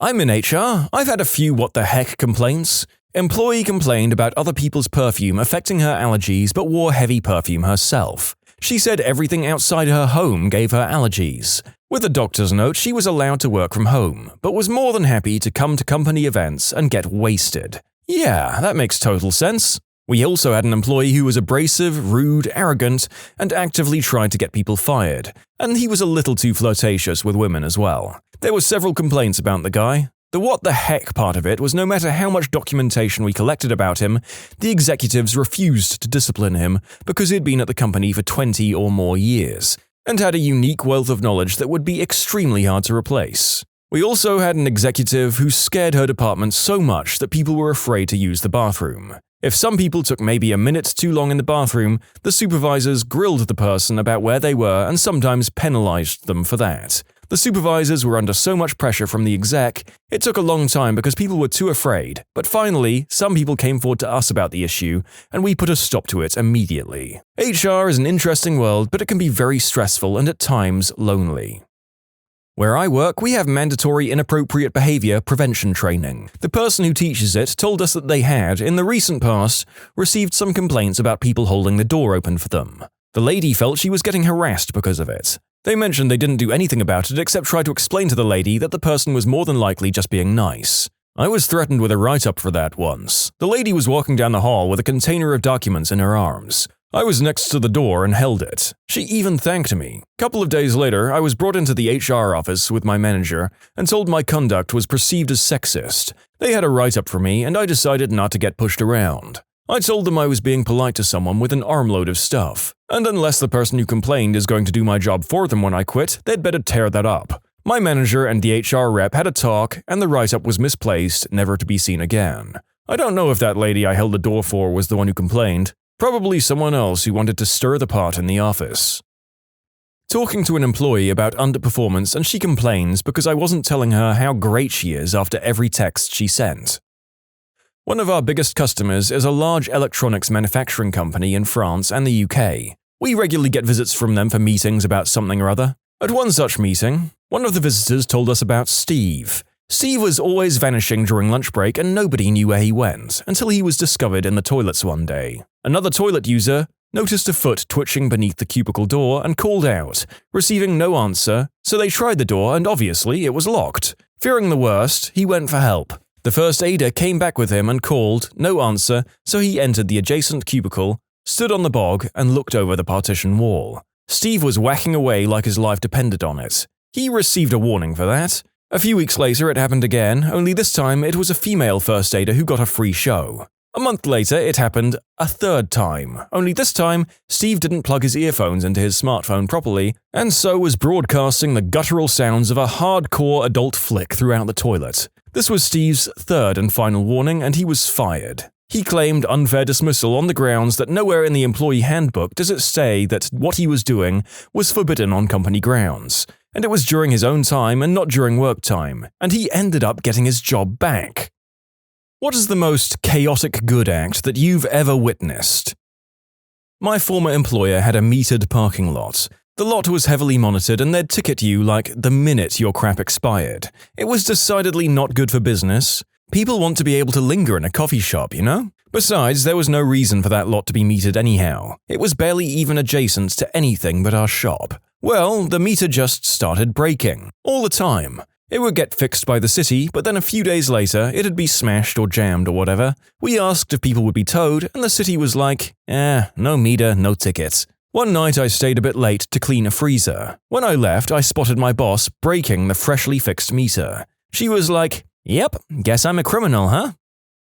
I once counseled one of my students in my homeroom to quit school, get a GED, and enroll in an apprenticeship program.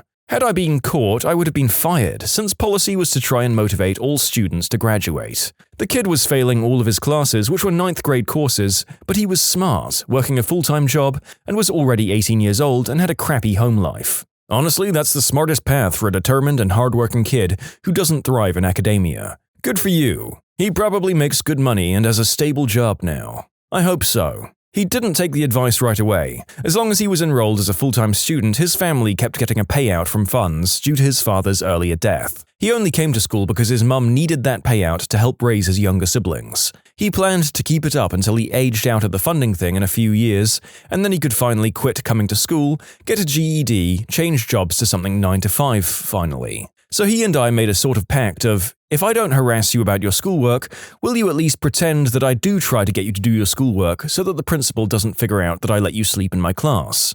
I'll let you sleep all you need because I know you work late and you care about your little siblings. Meanwhile, here are practice materials for the GED. Do them when you can so you don't forget anything. As soon as you can do it, go and take that test. This confused a few classmates since they knew I wouldn't allow them to sleep in class even though I allowed him to do so without penalty. This was back in the late 1950s when my granddad was just a teenager, 14 to 15 years old, and he lived in a rural area in Arizona. This relatively new family in town was arousing suspicion because the wife and kids were always banged up. My grandpa's stepfather spoke to the man of the house and told him that people could see what he was doing to his family and he needed to stop. When he didn't stop, my grandpa's stepdad excused himself for dinner one night and left the house for the evening. The following day on the way to school, my granddad was on the bus and drove across a field where Family Man McGee was tied to one of the posts, beat to holy heck. My granddad, the bus driver, and the older student helped untie the guy and got him onto the bus so that he could get back home.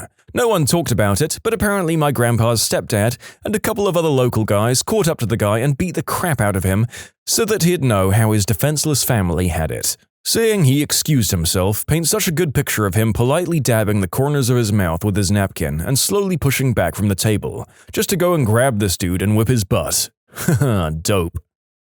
This is indeed a satisfying story, one that we should probably try and replace with getting the cops and CPS involved in the modern day and age, though.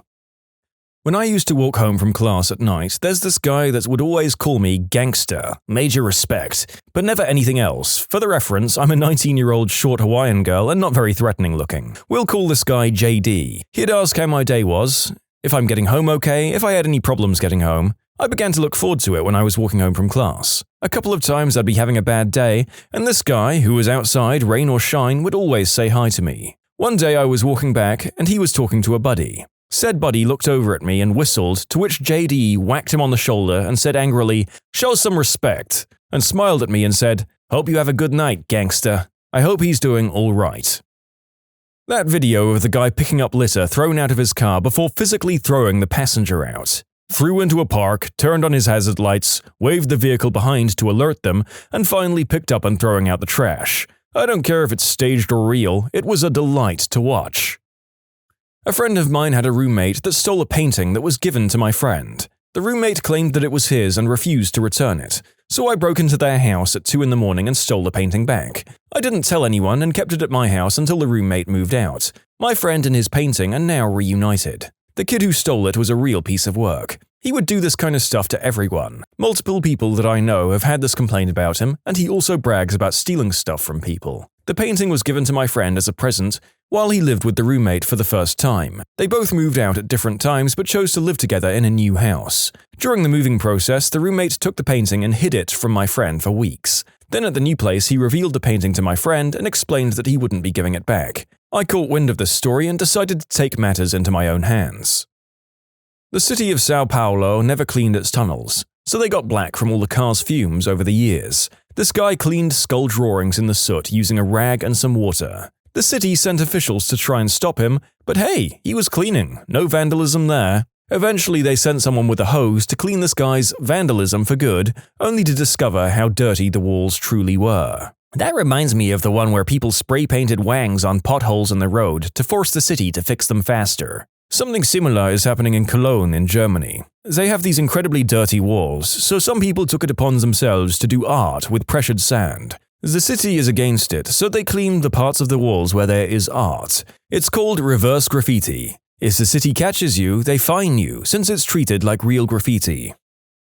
There was a guy in my historical town of 800 people named Casey. Casey was the town police. We didn't have an actual police force, just the sheriffs from the county an hour away. So Casey was the law. He rode around on his bike, beating up people who did things like break into cars or harass people. Now, Casey himself wasn't exactly an upstanding citizen. He moved around a lot and dabbled in crystal, he grew huge green herb plants in the anise fields behind town, and was generally the kind of guy who looked shady. Except everyone in town knew Casey and everyone trusted him completely. If someone had a problem with the admittedly large population of crystal heads in town, they'd go find Casey and he'd bash heads in and shame people until they either left or towed the line. Imagine an incredibly white trash paladin with a series of crippling vices and a children's bicycle, and you have Casey. Casey also made wax out of green herb in his spare time. This is unsurprising because Casey can make literally anything. Anyway, I'm out of town one day and Casey comes knocking on my door looking to share his new bounty. When I don't answer the door, he decides to leave me some. A normal person would have put the wax on some waxed paper or in a container and then left it on my porch. Not Casey. Casey smeared a very generous amount of green herb wax all over my metal doorknob.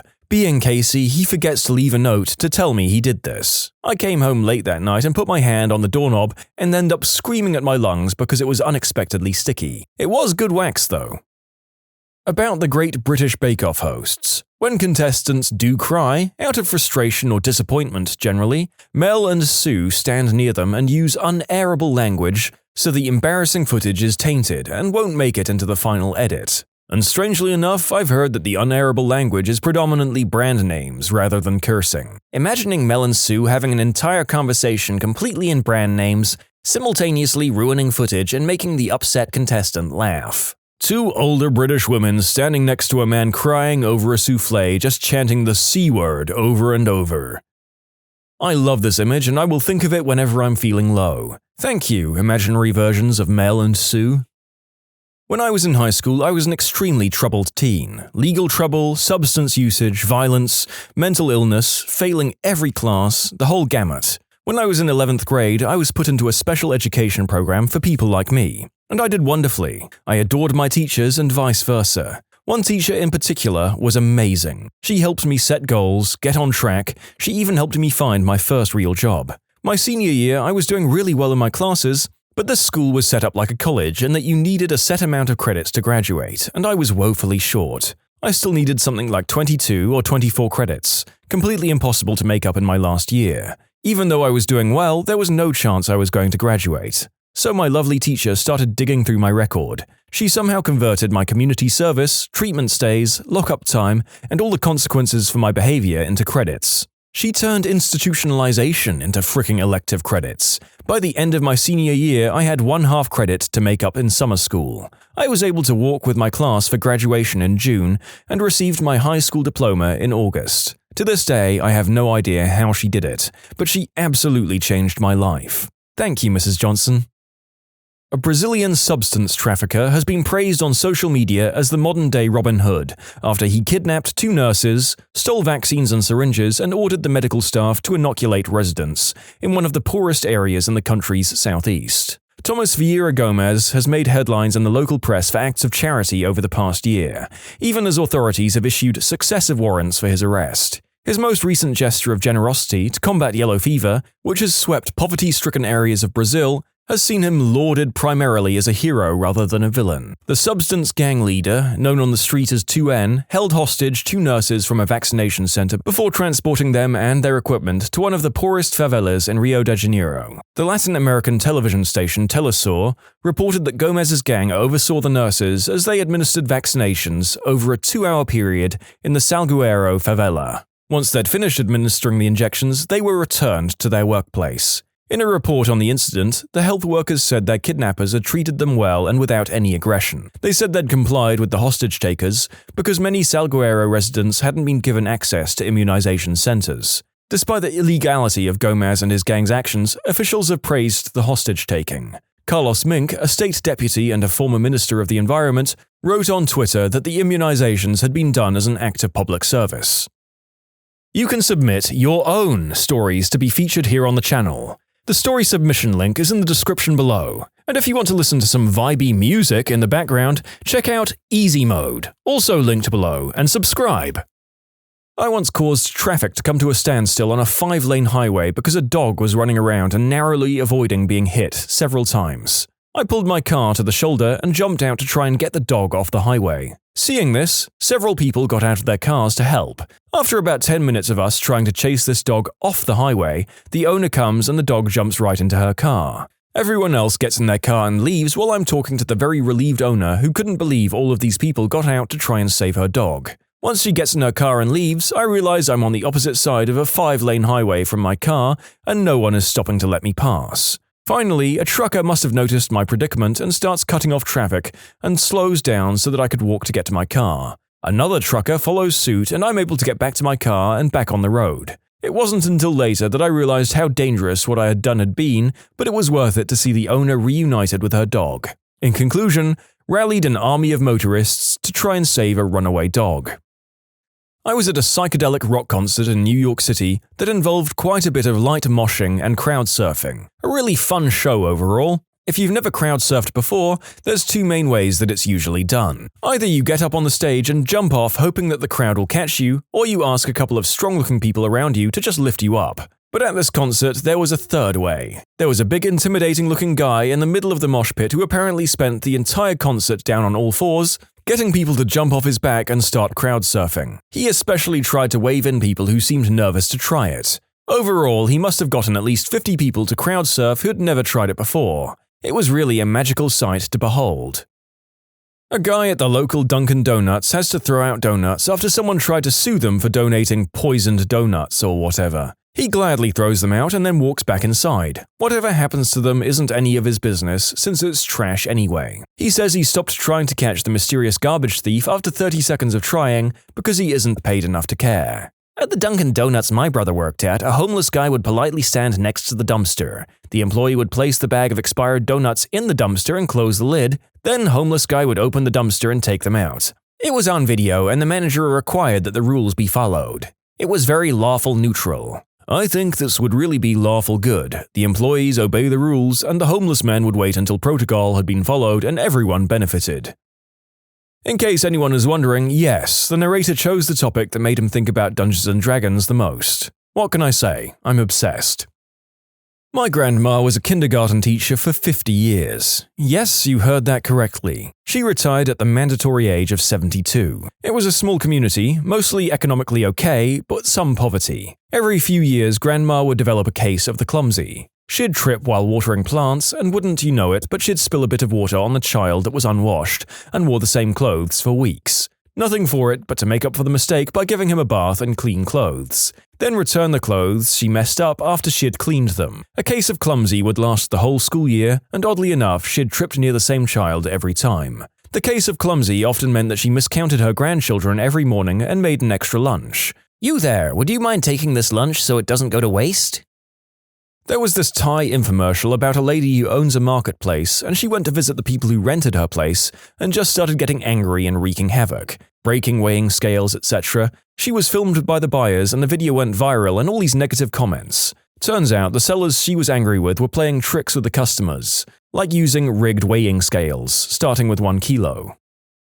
Wanksy would spray paint wangs around potholes so the government would fix them. Some people plant trees in potholes for the same reason. Be the change you want to see in the world. This one actually happened yesterday at work. A girl and her mum came in and got a few sandwiches, but the girl wanted a brownie. They were paying cash, but were like $3 short for the brownie. The girl didn't throw a fit or anything, but was pretty sad. I was just gonna let them take it, it's just a brownie, but before I can say anything, the guy behind them says, "I would like all but 5 of your brownies." Mind you, this is like 40 fricking brownies, which costs like $110 of just brownies. He proceeded to give the girl all of the brownies, and she needed 3 bags just to carry all of them. The girl was ecstatic, and everyone else was laughing their butts off. We'll never forget you, brownie man. I've never seen it personally, but I rather like Richard Ancrom's guerrilla public service. There was a sign on the freeway in Los Angeles area that was providing confusing directions, so he fabricated an overlay to Caltrans standards and installed it himself without any sort of government permission. Caltrans eventually found out, inspected it, and allowed it to stay. I like that eventually turned out to be almost a decade. My parents stole my neighbor's dog and rehomed it because they were mistreating it. My parents did this with a cat. The neighbor was throwing rocks at the cat because he didn't want the cat in the house. My dad confronted him and said, "F you, this is our cat now," and took the cat home. Our old tenants had a 14-year-old, declawed, flea-infested, super sweet kitty. She was so tiny, and when we kicked them out, he was going to just release the cat into the wild. So my dad said, "Go F yourself," and we took her in. She infested all of our other pets with fleas, but it was worth it. She got to live until 17 with us. So, you know how you'll have childhood friends, and eventually they go their separate ways, but you still stay in touch. My brother had a friend who got into crystal and had this little 8-pound, 8-month-old puppy. He would get high, blow smoke in the puppy's face, treat him badly, etc. One day he told a third friend from the group, "Man, I can't take care of this thing anymore. I'm just gonna dump him on the side of the road." So the second friend basically goes, "No, F that," and steals the dog the night before. A week goes by and he's being fostered at the good guy dog thief's house. He then asks my brother, "Hey man, your brother want a dog? I have a 9-pound wiener dog, who at the time could use a friend since I worked 9 hours a day and my wiener could be all alone." So of course I said, "Yeah, let's go visit this guy." I show up and unlock the back gate and am immediately met at eye level with 3 Great Danes. And running around in the bushes is this comically small, long-haired mutt. We go inside and I sit on the couch and the pup runs right up to me, gets in my lap, rolls over for a belly rub. It's like the guy never grew up in a crystal house. Needless to say, my wiener has a friend now.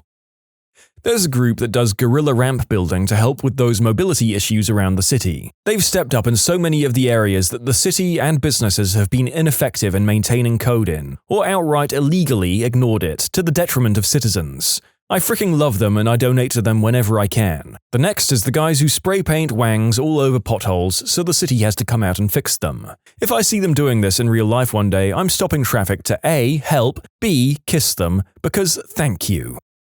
When I was still in my medical training in LA, I often saw a middle-aged gentleman putting coins into expired meters. The one time I saw a meter maid try to approach him and he ran off giggling. A few months later I saw him at a stop sign in a Maserati, basically the definition of chaotic good. This is a bizarre pseudo-crime with an illustrious history actually, as one commenter lays out.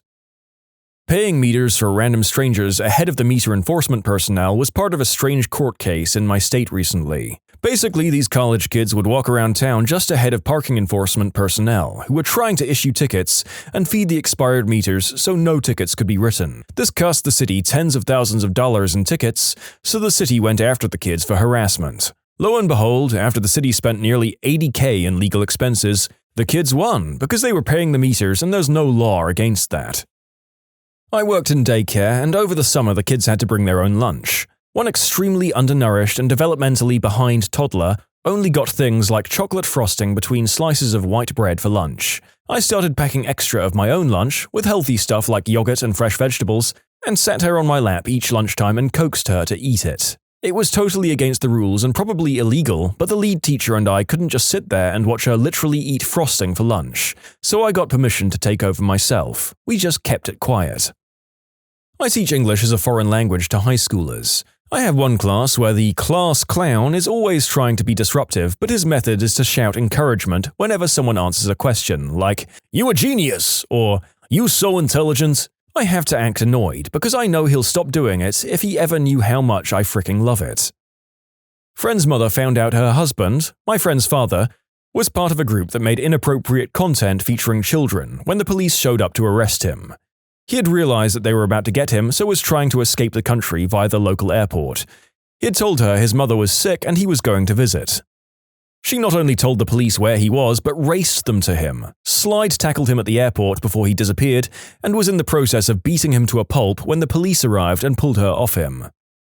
When my ex was arrested in front of our house for a similar offense, I said something along the lines of, "I want to kick his ass." The cop turned to me and with a very serious look on his face said, "Go ahead, we don't mind." That video where a guy paid for everyone's food if they were behind him just because 2 girls cut in front of him. I think it was at In-N-Out. The video's been reposted many times on any social media. Once in grade school, one of the kids was torturing another kid who was on the spectrum. He was running behind him and hitting him with a stick. They both ran right by me and I instinctively stuck my leg out and tripped the bully. He got bloody hands and knees for hitting the concrete. I got detention and a note sent home to my parents. I didn't care. I would have done it again. My parents took me out for ice cream, they were so proud of me. What are some wholesome historical facts not taught in school? In 2006, while the Ivory Coast was in the midst of a civil war, the opposing sides agreed to a ceasefire so they could all watch the World Cup. The break in fighting paved the way for a peace agreement a year later. During the Revolutionary War, a British general left his dog behind during a chaotic retreat. When the Continental Army found the lost dog, George Washington had a messenger go under a flag of truce to return the dog to its owner. Truly a man's best friend. Abraham Lincoln decided to grow a beard because of 11-year-old Grace Bedell. She had written him that she thought he would look more handsome and less sad with a beard, and women would tell their husbands to vote for him. So he grew a beard and was elected. On his way to his inauguration, he took a train and passed through her hometown in Westfield, New York, and met her. There was another great story of him where a rival politician called him two-faced. He came back with, "If I had a second face, do you think I'd pick this one?" The Formula One Grand Prix in 1976. After Niki Lauda crashed while hitting a barrier and catching a light, rival drivers Arturo Mazzario, Guy Edwards, Harold Ertel, and Brett Lunger all stopped their cars and ran to Lauda's aid. There are many such instances of this happening during the 50s right through to the 80s, of championship drivers forfeiting a win to save a rival's life. And then he won his second championship the very next year. He also retired from driving, then came back and won another championship 2 years later by half a point. After a crash like he had, most drivers wouldn't be the same after. But not Niki, though. It just made him stronger. Rest in peace, Niki. During World War II, a German fighter pilot spotted a damaged American bomber, and rather than shooting it down, he decided to escort it to safety. Decades later, the two pilots found each other and became friends. There was a documentary some time ago where a man who'd been a Japanese prisoner of war met the Japanese man who'd essentially tortured him for years. After the war, the former Japanese officer had become a devout Buddhist, and upon meeting his former prisoner, he begged for his forgiveness for all the wrongs committed against him. They ended up good friends. That is a story of humbling examples of redemption and grace. I would love to hear how both of them were able to find the strength to take their respective parts in that story. When the pharaoh Mentuhotep II's harem daughter died around 2050 BC, he mourned. She was only 5 years old. Her tomb, touchingly, was inscribed with the pet name Meat. This is translated to kitten. The Candy Bomber. After World War II ended and Berlin was divided, the UK and US dropped food into West Berlin by plane. One pilot, Gail Halvorson, started to donate his candy rations to the children, and soon other pilots started doing the same. To let the children know that it was his plane, the one with the candy, they would wiggle the plane's wings before the drop. Word spread and more children would come, and it started a new PR campaign and started to change the mindset that Americans had of giving food to Europe. I always thought the story was really sweet. This is a pretty common PR move by the American military in modern times. Candy, music, movies, magazines. It's cheap as crap, life-changing to a child who's never had it. Positive feelings towards Americans from childhood. Yeah, but this guy did it of his own initiative, though. He saw a group of kids with nothing by the airport and gave them a few pieces of gum that they split up, and then when they ran out of gum, the kids that didn't get any sniffed the wrapper. He promised to bring more, and when the kids asked him how they'd know it was him, he told them that he'd wiggle his wings. He went back to the base and got a couple of his buddies to pool their candy rations, and he created 3 little parachutes to drop them. Later, the commander found out and gave his support. He didn't end his candy-dropping career in Berlin either, though. In 1994, he persuaded the Air Force to let him drop hundreds of candy bars over Bosnia-Herzegovina as part of Operation Provide Promise. Another larger drop was planned and executed by Halvorson over Kosovo in 1999. Additional candy drops have been enacted in Japan, Guam, Albania, and across the United States. In 2003 and 2004, he advocated a similar series of candy drops over Baghdad as a humanitarian mission to be a ray of hope, a symbol that somebody in America cares. My friends from the Balkans have told me that the bitter combats of the wars after the breakup of Yugoslavia used to stop because both sides liked watching Mexican soap operas. Ah, Mexican soap operas, the true olive branch. Telenovelas are the best. I watched many drama-filled hours at the laundromat. You don't need to understand a word of Spanish to follow the plot. The India-Pakistan border is one of the most disputed ones in the world, giving rise to the world-renowned hostilities between India and Pakistan. There was a time once, a prominent Indian singer, namely Lata Mangeshkar, had gone to perform a concert for the soldiers there. As soon as the show began, Pakistani troops started firing rounds in the air, yelling obscenities and said, "We want to hear her voice too!"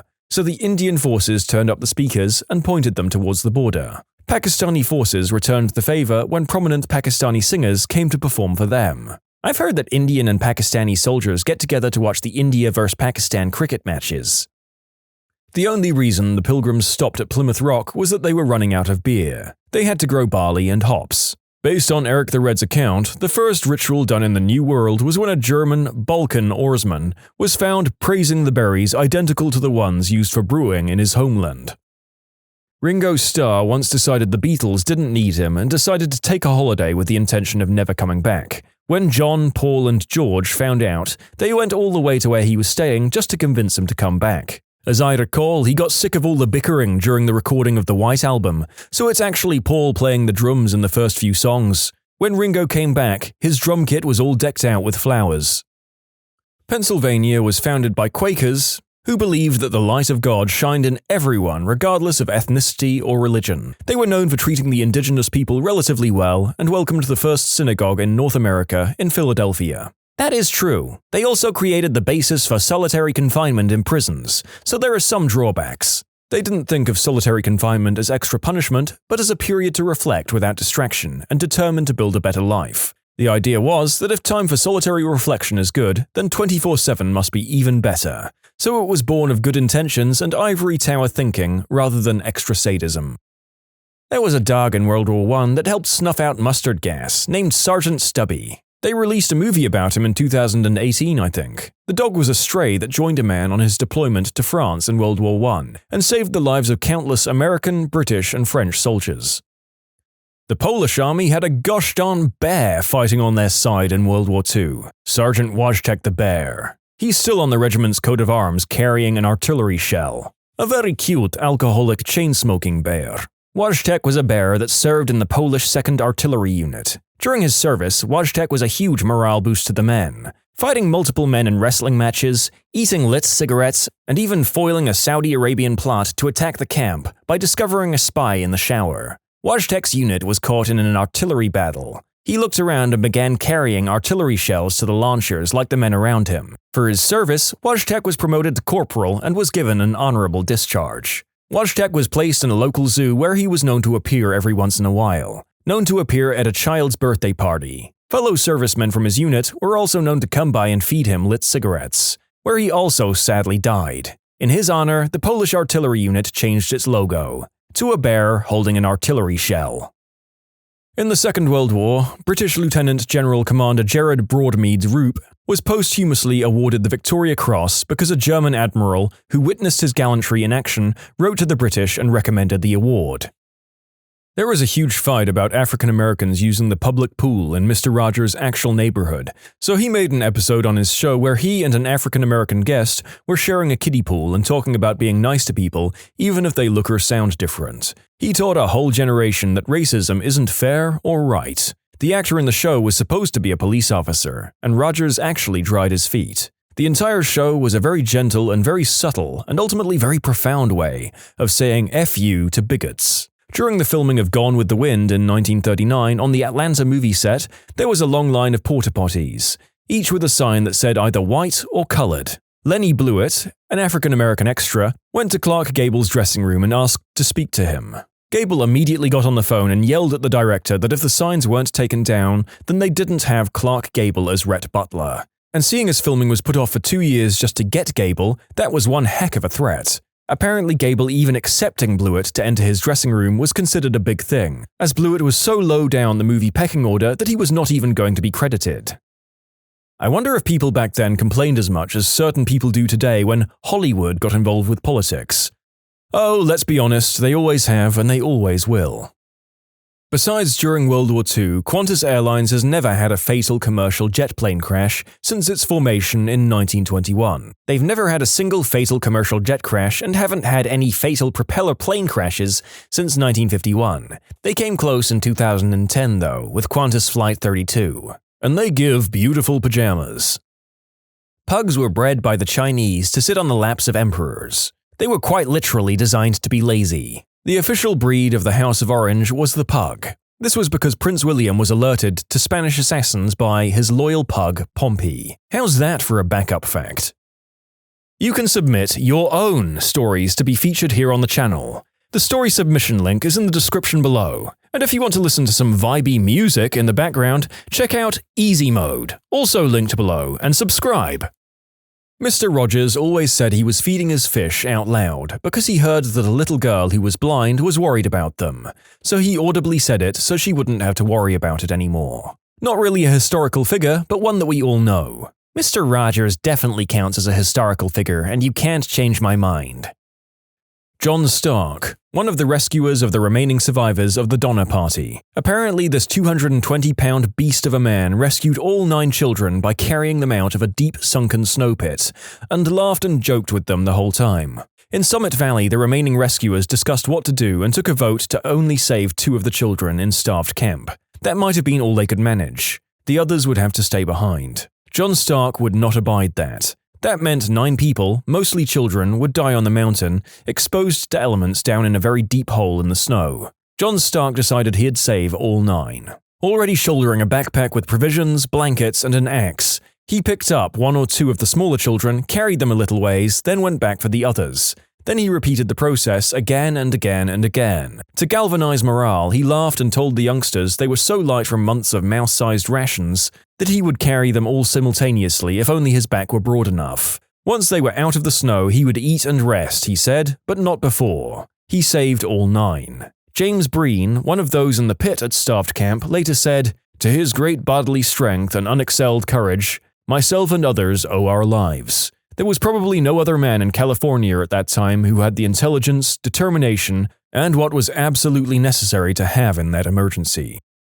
After Commodore Perry forced the opening of Japan to foreign trade, Japan signed many unequal treaties with Western nations. 1888, the 1888 Mexican-Japanese Treaty was the first time a Western nation treated Japan as an equal. In the late 1930s, fascism was advancing through the world and no one dared oppose it. Except for Mexico. Mexico was the only country that openly protested against the Japanese invasion of Manchuria, the Italian invasion of Ethiopia, Italian and German involvement in the Spanish Civil War, along with the USSR, and finally, the German annexation of Austria. In Vienna, we named the square Mexikoplatz, Mexican Square, in honor of Mexico being the only country that protested the Third Reich's annexation of Austria. Horton Hears a Who was written for a Japanese friend of Dr. Seuss immediately following World War II. He wrote it as an allegory about the importance of forgiveness and humanity, in a time when much of the world was still bitter at Japan for their role in the war. Horton represents the United States who speaks up for Whoville, the Japanese, to remind them that a person is a person no matter how small. During the Crusades, when Richard the Lionheart had a fever, all he wanted at the moment was some fruit and a cold drink. His enemy, Saladin, the Sultan of Egypt who had seized control over Jerusalem, heard the news and sent him peaches, pears, and a shipment of ice from a mountain. When he heard that King Richard's horse had been killed, he sent him a bunch of new horses and a stable boy.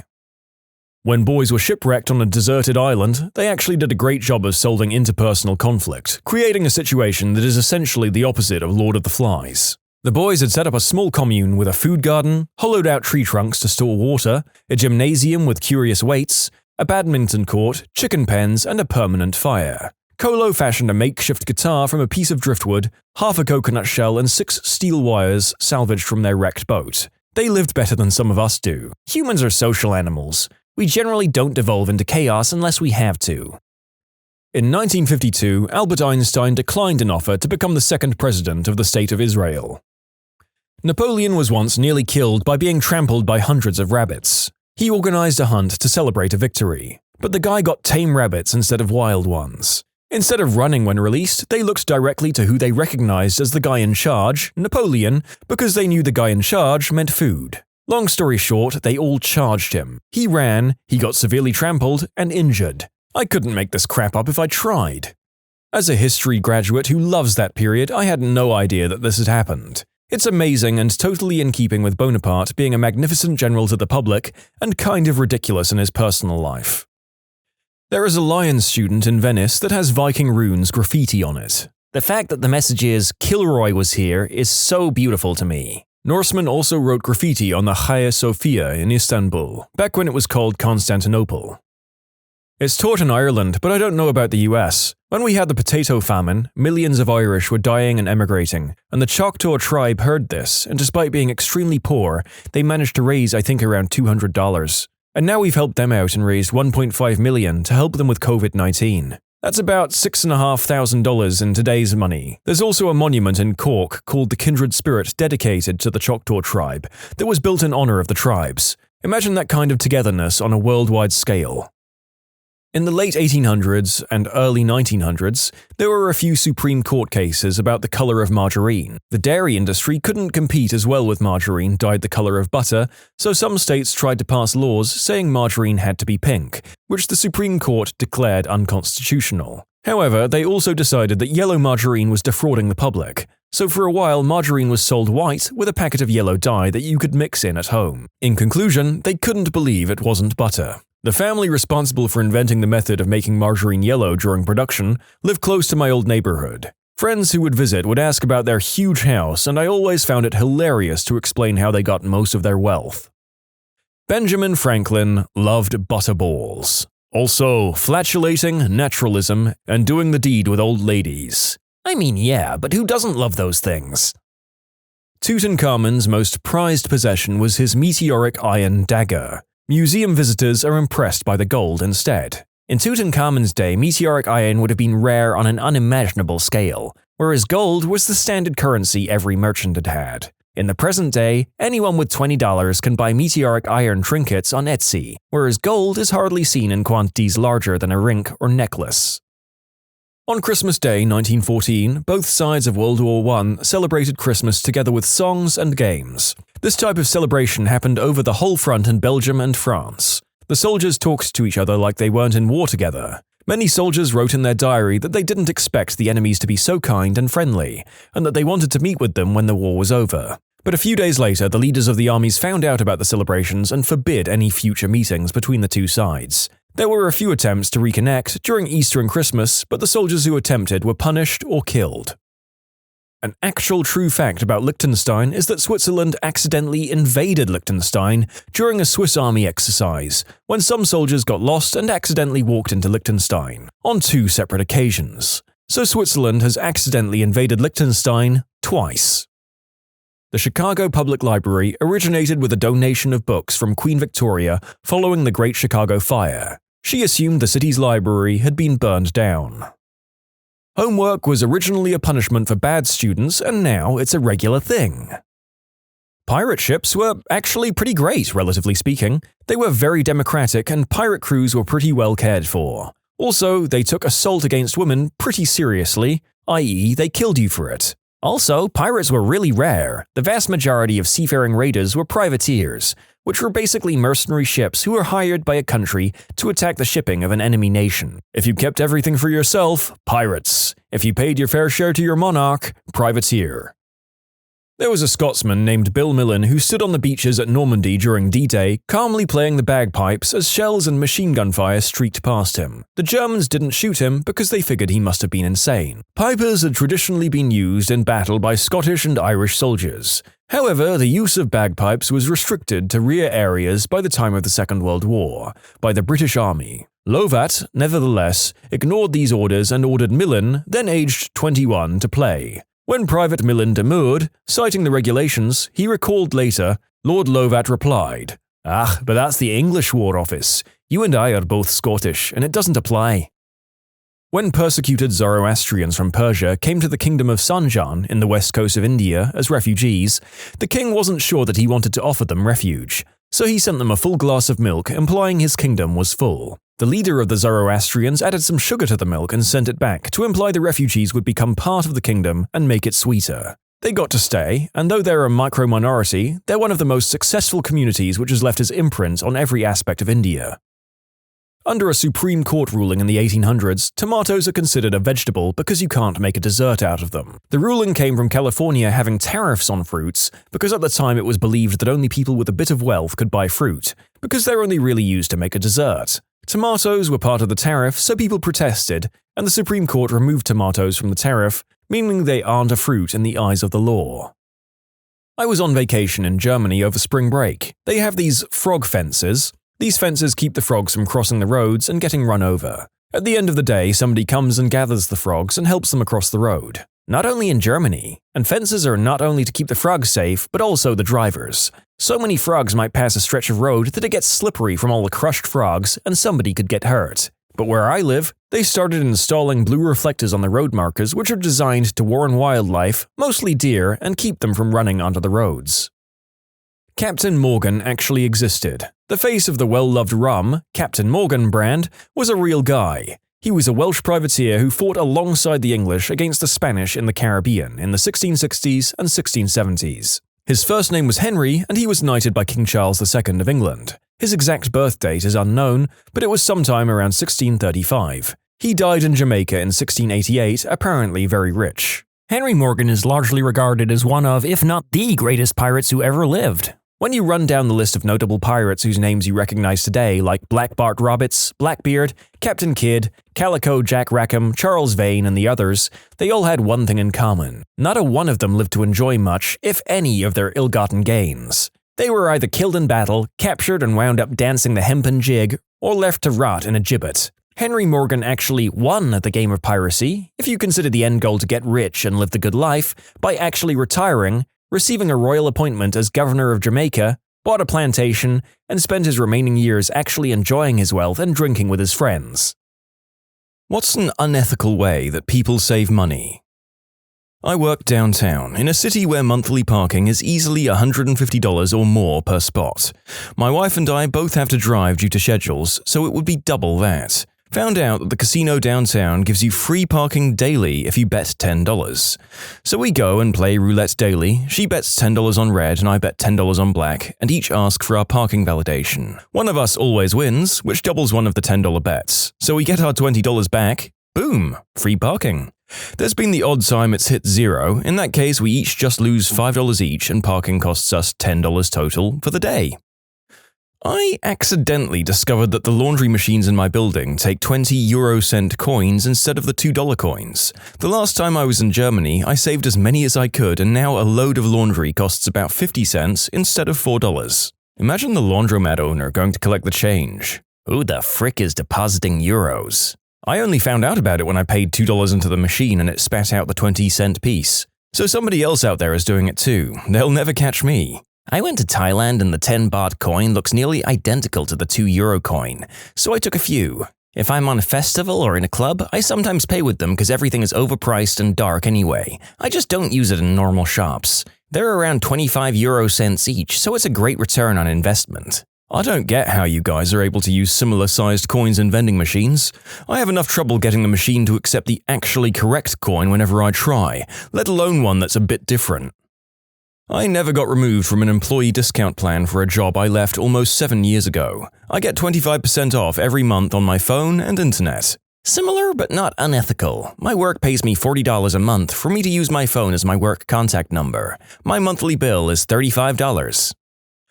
When I was in 6th grade, they would give IOU slips to anyone that forgot their money for lunch. You were supposed to put your name and they would bill you later. I always wrote Cornelius Origami. My name is not Cornelius Origami. Poor Cornelius Origami. He got charged for so many lunches wrongfully. The financial burden caused him to eventually fold.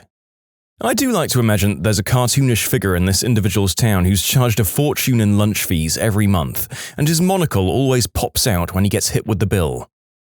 When checking into a hotel, ask if they give Walmart employees a discount. More often than not, you get a 10% discount, and I've never been asked to prove it. Does this hotel give Walmart employees a discount? Yes, may I see your employee ID?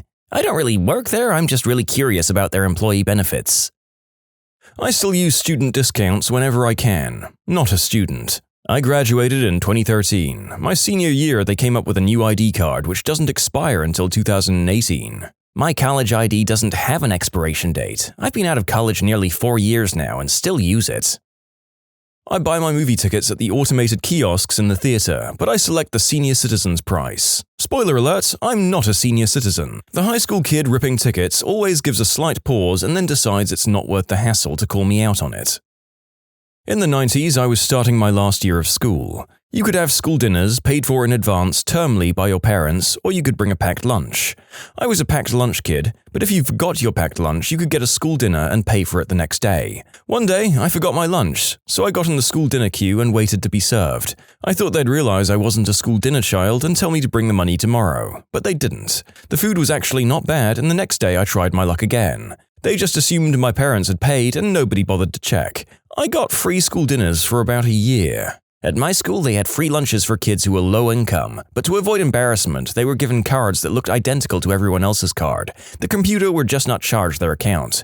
My friend would just give his card to other people and they'd get free lunch. The system had no check to see if the same card bought 7 lunches in one day.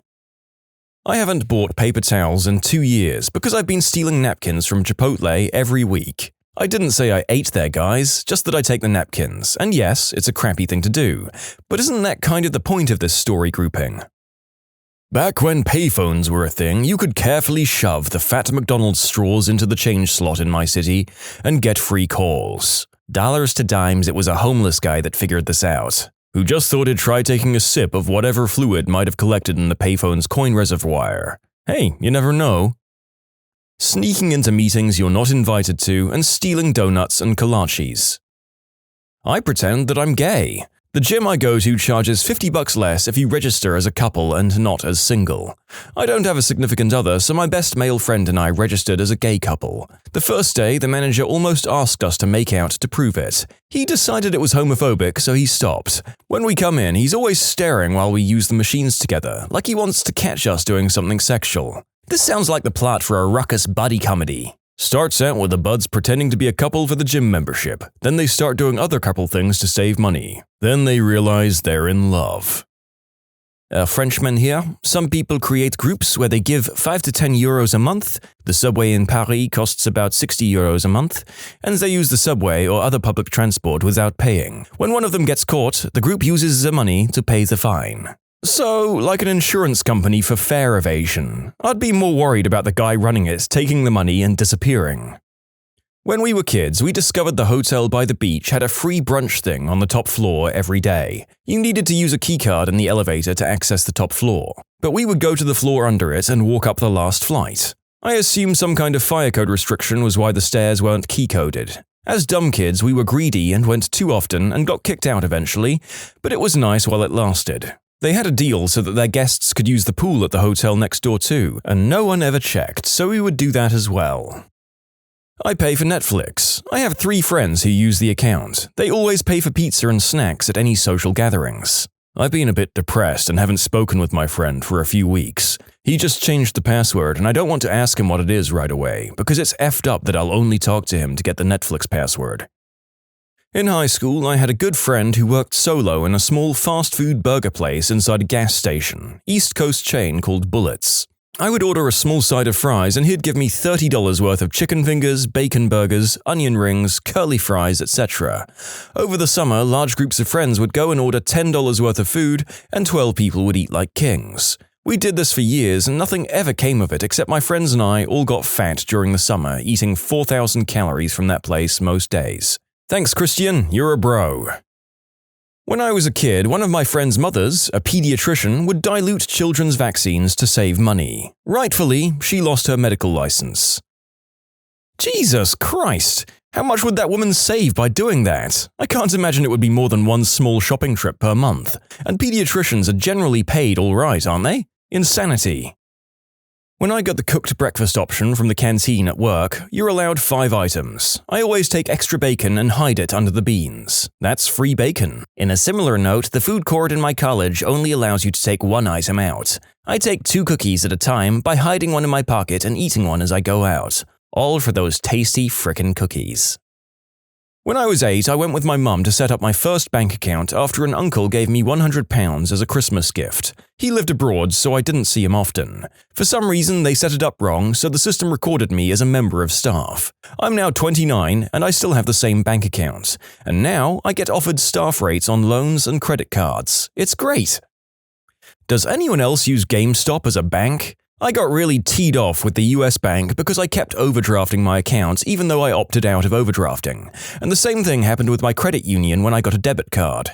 Now whenever I get paid, I go pre-order a whole crapload of games. Whenever I need money, I go to the nearest GameStop and ask for my money back on a game I don't want and make a withdrawal. The lines are shorter at GameStop than at the bank, and I can trade in old games and have money go straight into my savings account. GameStops are just as prevalent as banks in my town, and I work at a mall, so it's even more convenient than running an errand to the bank or using an ATM and getting charged. The GameStop people are starting to catch on that I'm just moving money around and only buying one pre-ordered game a year, if that, but there isn't crap they can do about it. The best part is, since I always pre-order every game coming out, I'm still guaranteed to get all of the exclusive content, whether or not I'm sure I want a certain game. It's like they're rewarding me for banking with them. I don't think GameStop is FDIC insured. Whole Foods gives a 5-cent discount if you bring your own bag. I pick up a single habanero pepper, free pepper. If someone went to all that trouble, I'd say go for it.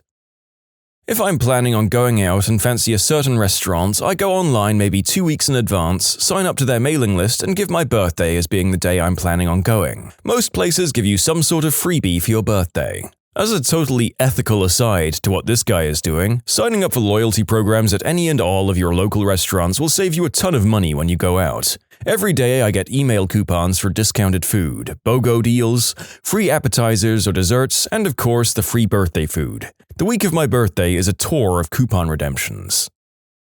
You can submit your own stories to be featured here on the channel. The story submission link is in the description below. And if you want to listen to some vibey music in the background, check out easymode, also linked below, and subscribe. In DC, we have a computer program that lets you pay for your metro fare with pre-tax payroll deductions. In theory, you're supposed to have 2 metro cards and only use the pre-tax card for commuting to and from work. I've never met a soul that carried said 2 cards. As some of you have pointed out, and I've now realized, there is no clear federal rule that demands this. That said, I've poked around on a few different employers' websites to see what the Smart Benefits form looks like, and many of them have similar language to this example, not from my employer but a different one. I buy my college textbooks as ebooks on Amazon. I remove DRM and convert them to PDFs. I return ebooks to Amazon claiming something along the lines of, I decided to drop the class, free college textbooks, super easy with Caliber. In most cases where that might not work, I can typically find a torrent, though I'm much more wary of these sources. At this point, it occurs to me that it may be necessary to warn you all, but do this at your own risk. It's not unheard of for Amazon to slam down the ban hammer if they're suspicious of fraudulent activity, and evidently, when it comes down hard. I commute to work by train and I have a subscription ticket for it. But I don't pay what I really have to. I have to change trains on my way, but the ticket really only is for one train route. No one checks all the zones marked on my ticket, only if the date is right. I first drove part of the way by car, but then decided to try and leave the car at home to save me some money. I didn't want to get a pricier ticket to just try it out for 1 week to see if it works, and I get to work on time. I was hoping I don't get controlled, and if I would, I'd come up with a stupid excuse that my car is in the workshop. However, I was controlled, but no problems, no questions. I then decided to always use the train for the whole way to work, even if I had to get a pricier ticket. But I just never got that pricier ticket. Decided to see how long I'd get away with it. So far, no problem. This saves me about £30 per month. I do this for about a year now, and my ticket gets checked almost daily. Servers almost always underreport cash tips to some extent. My wife and I go to the same university. She attends and I work there. A plus to me working there is that she attends for free. A single parking permit is $850 per person for 2 semesters. We didn't want to have to pay $1,700 for 2 permits, so here is what I did. 1. Purchased my own permit for $850. Go to the permit office 2 weeks later, at the beginning of the semester the first 2 weeks are free parking, and I say that either, oh, I just sold my car and forgot I left the permit sticker on it, or I just had my windshield replaced and forgot to take off my permit sticker before they took the windshield. They charge me $40 for the replacement ticket and then mail it to me. And there we go. $890 for 2 permits is much better than $1,700 for 1. The only risk is that they scan the original permit's barcode because it was deactivated when I reported it as lost, but it's been 2 years of doing this trick and they haven't bothered to check it yet. I also used to heat the used stickers on my community college textbooks and sell the books back to the college and get a bit more money for them, because they weren't considered used without the sticker. Leave it to students and university personnel to find ways to scrimp and save. Respect, my friends. Let the rich kids make their parents pay these kinds of bills. My girlfriend never put her license plates on her car, 2.5 years into her lease, and she still uses the dealer placeholder. This lets her use toll roads and fast lanes without paying. She's never been pulled over, but I bet that's going to be an awkward conversation someday with the way she speeds. Just to clarify, she does pay her registration and receives her plates. She just permanently stores them in her glove box. They are gonna tow her vehicle when she gets pulled. Self-service checkout at the supermarket. No, I don't have any bags, rustle, rustle. You don't need to charge me 5 pence, rustle, rustle, rustle.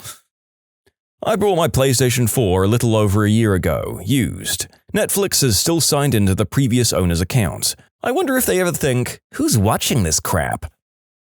Let's say you have a relatively new car, no older than 5 years, that needs new tires. Find a rental car company that has your same car and rent it for the day. Go home and swap your wheels with the new car. When you return the car, they don't check tire tread levels, and unless you swapped with bald tires, the mechanics probably won't notice. Also, you're a scumbag if you do this.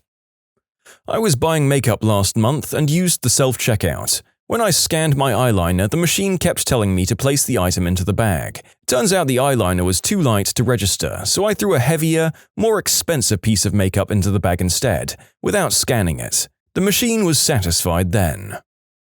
Got as much student loan as possible from the government, €20,000, even though I don't need it, since the interest rate is so ridiculously low, 0.01% at the moment. Since the inflation is higher than the interest rate, I'm saving money that way. So, my job sent me to Japan several times. The train system is interesting there, so we found fun ways to exploit the system.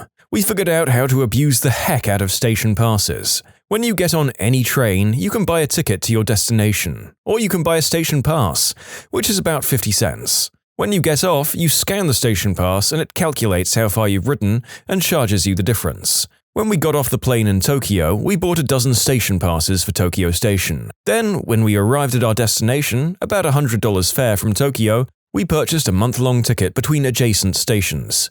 This ticket will let you on and off the train at either of those stations for a month. It's very cheap because fare between two close stations is only a few bucks. Travel to Tokyo, hop on a base station, use month pass, hop off in Tokyo, use station pass. Cost for $100 ride, 50 cents. Travel home. Hop on in Tokyo with station pass, hop off at base station with month pass.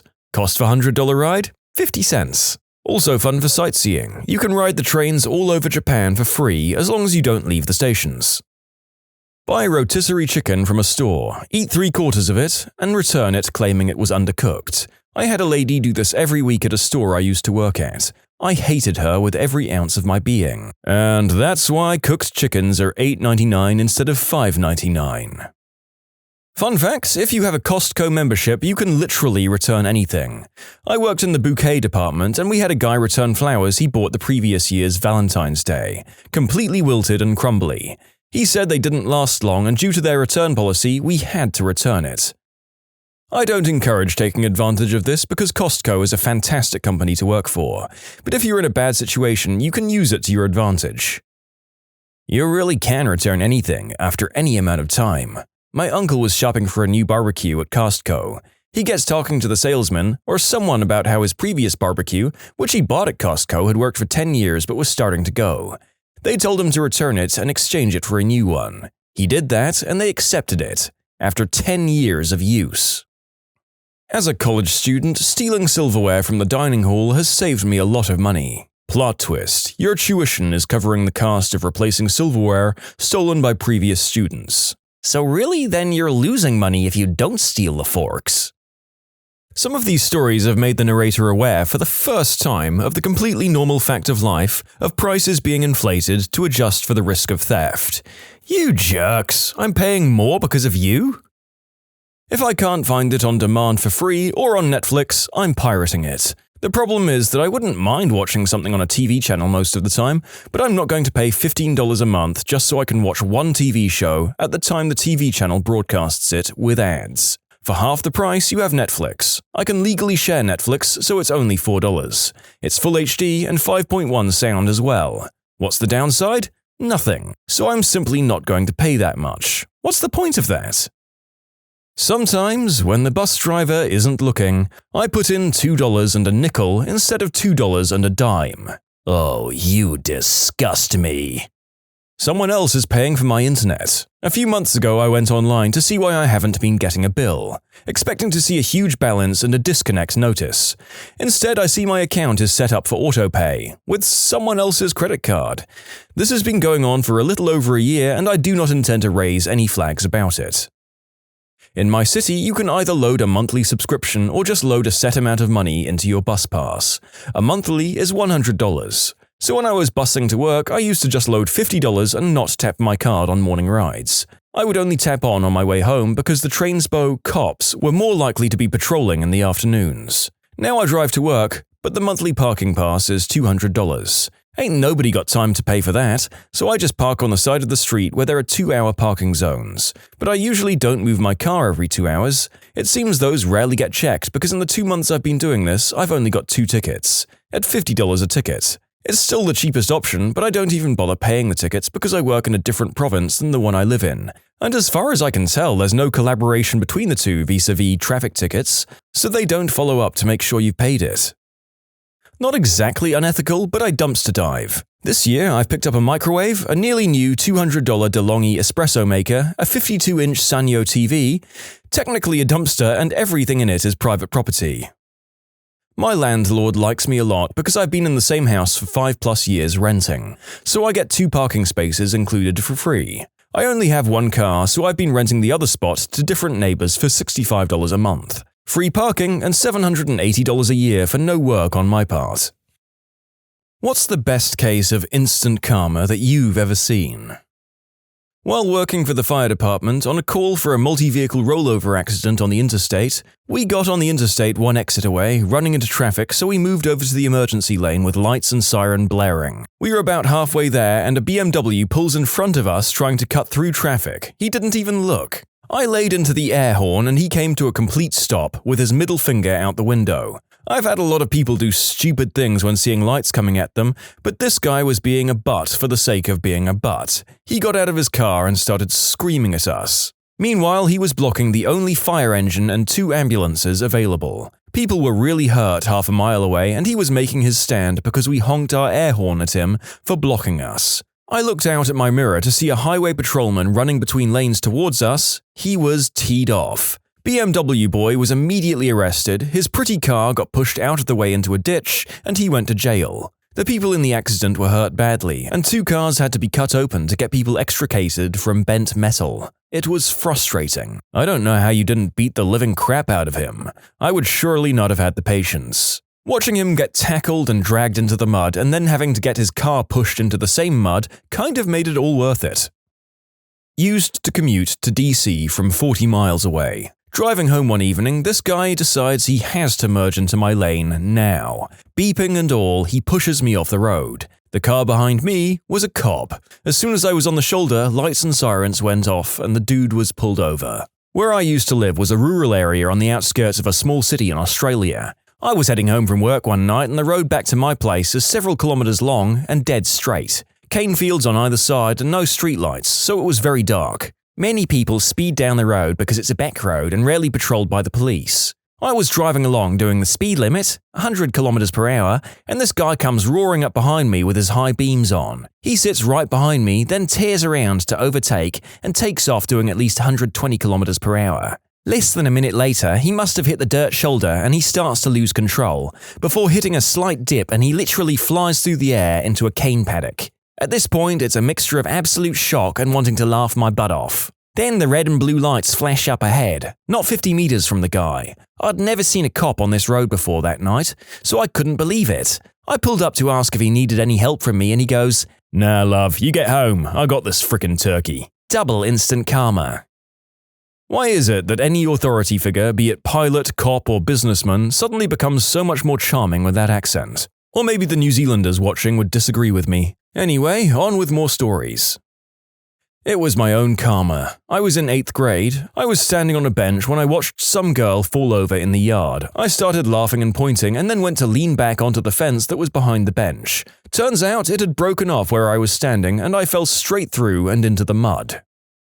I'm in the New York City subway. A guy elbows me out of the way to get into the turnstile first, yelling vaguely that he has a train to catch. No crap. Through the turnstile, turn the corner, and there are a few cops set up near a folding table, and he gets pulled for a random search.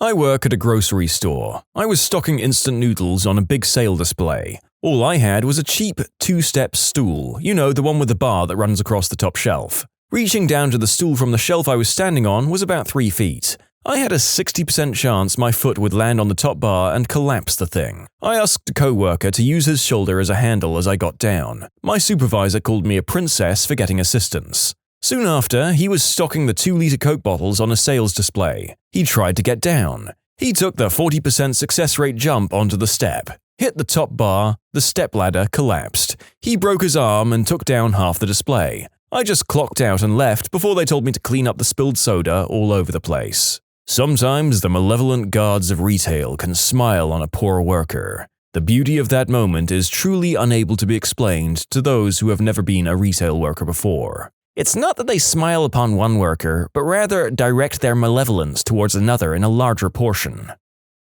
I was driving home on the highway during a horrible blizzard at night. The roads were extremely slick and dangerous. I was going about 30 miles per hour. My daughter was a newborn, and it was the first time I'd ever driven in the snow with her. I was nervous. Some jerk in a huge truck is doing 65, passing everyone in the slow lane and just being really risky and ignorant of the conditions and other drivers in general. He passed me and I was like, "You're gonna crash, bro." Right at that moment, the guy fishtails, loses control, and crashes into a ditch. Don't worry, I'm not a sadist, he was completely fine. I know this because I saw him emerge from the truck and do a little angry freak-out dance. His truck wasn't fine. That's what you get for endangering others during a blizzard. During a drive through Philly in standstill traffic, some butthole decides to use the shoulder as a lane to cut in line. The vehicle he ended up cutting off was a state trooper, an instant whoop whoop, and told to pull off the highway over a loudspeaker. I couldn't stop laughing. The time I had my shoes stolen. I was 17, went to a party where there were kids from 2 different high schools. When I went inside, I took off my brand new Nike Air Matter shoes that I'd just brought for $140. Hours later, when I went to leave, my shoes were gone. We had an idea of who'd taken them, a guy from the other school, but didn't have any proof. I was so sad and so embarrassed. I had to drive home in my socks. Long story short, a week later, Monica, the girl who threw the party, shows up on my doorstep holding something behind her back. Turns out she went to a party and saw the guy who stole my shoes, wearing them. When he took them off after a smoke break, she snagged them. Now, standing in front of me, she reveals my Nikes. She told me the best part was watching him look for them, just like I had, and then leaving in his socks. Walking down the San Antonio Riverwalk, the guy in front of us got pooped on by a bird. My friend turned to me and says, "Sucks to suck." That friend literally got pooped on as well, right after the words had left his mouth. Butthole kid in middle school kept trying to steal my cell phone. It was a cheap flip phone, but he'd do it just to tee me off. Our school had a rule that you couldn't have your phone out in class. Teacher left the classroom for a second to have a brief word with an administrator. This jerk grabbed my phone. The teacher came back in a moment later and caught him red-handed with my phone out. She wouldn't believe it wasn't his phone. He got detention. Back in high school, I was kind of being a jerk to a girl I was friends with. Nothing too bad, just some friendly teasing, but still. Then I turned around and fell down a flight of stairs. Even mid-fall, the karma and the justice didn't escape me. We both found it pretty funny. If I've learned anything from similar stories, you guys are happily married now. The narrator has swept the follow-up replies to the story, and this does not in fact seem to be one of those meet-cute type stories. At the end of the day in locker room after gym class, this freshman kid who was really popular and always talked a lot of crap started messing with this guy who was kind of awkward and kind of got picked on a lot. Apparently they got in each other's way in flag football or something. Awkward guy ignores cocky kid for a while until the cocky kid pushed him. Awkward guy had enough and hit the cocky guy in the face 3 times before he hit the ground. Knocked his front teeth out. As we were all leaving school and talking about it, the overall consensus was, well, that's what happens when you talk that much crap. My dog tried to eat my sushi while I was away from the table for 1 second. I came back to missing wasabi and a disgusted-looking dog. The first time I ordered sushi, I was on a date. I thought the wasabi was avocado paste. I stole my date's avocado paste and put a generous amount on all of my sushi bites. I kept repeating, "I had no idea sushi was so effing spicy." My date couldn't figure out what I was talking about as snot ran down my face, as the sushi we shared was definitely not the spicy kind. I finally admitted that I stole the avocado paste, and my date couldn't stop laughing. I totally deserved it. In the UK, kids wear blazers and ties to school, and a common bullying tactic that jerks use is to run up to kids, pull their ties so they get really tightly knotted.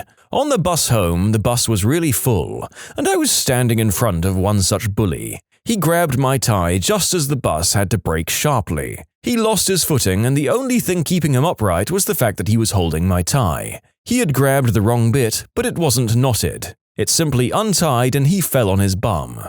That was the last time I was knotted. In my school, everyone had clip-on ties, and because of the strict dress rules, some bullies would yank them off and wouldn't give them back. However, some people had proper ones, usually as a replacement for losing them. One of my friends had one, and some butthole yanked it really hard, causing said friend to accidentally headbutt the dude in the face, giving him a nosebleed. I was working in a supermarket when a panicked customer came up to me and said he'd accidentally left his cash in the ATM, and had anybody handed it in. I was about to say no when customer B appeared behind him and said he'd been trying to catch up to him. He had been queuing behind him at the ATM and saw what happened, so he had got the money for him. It was £200, so a decent amount. Customer A was super grateful and offered him some of the money, but he wouldn't take it. Customer B then bought a scratch card, scratched it, and found out he'd won £5. Not a whopping amount of karma, but karma nonetheless. You can submit your own stories to be featured here on the channel. The story submission link is in the description below, and if you want to listen to some vibey music in the background, check out easymode, also linked below, and subscribe. At a job as a mechanic, I got a part that was completely correct, except the electrical plug was a different shape.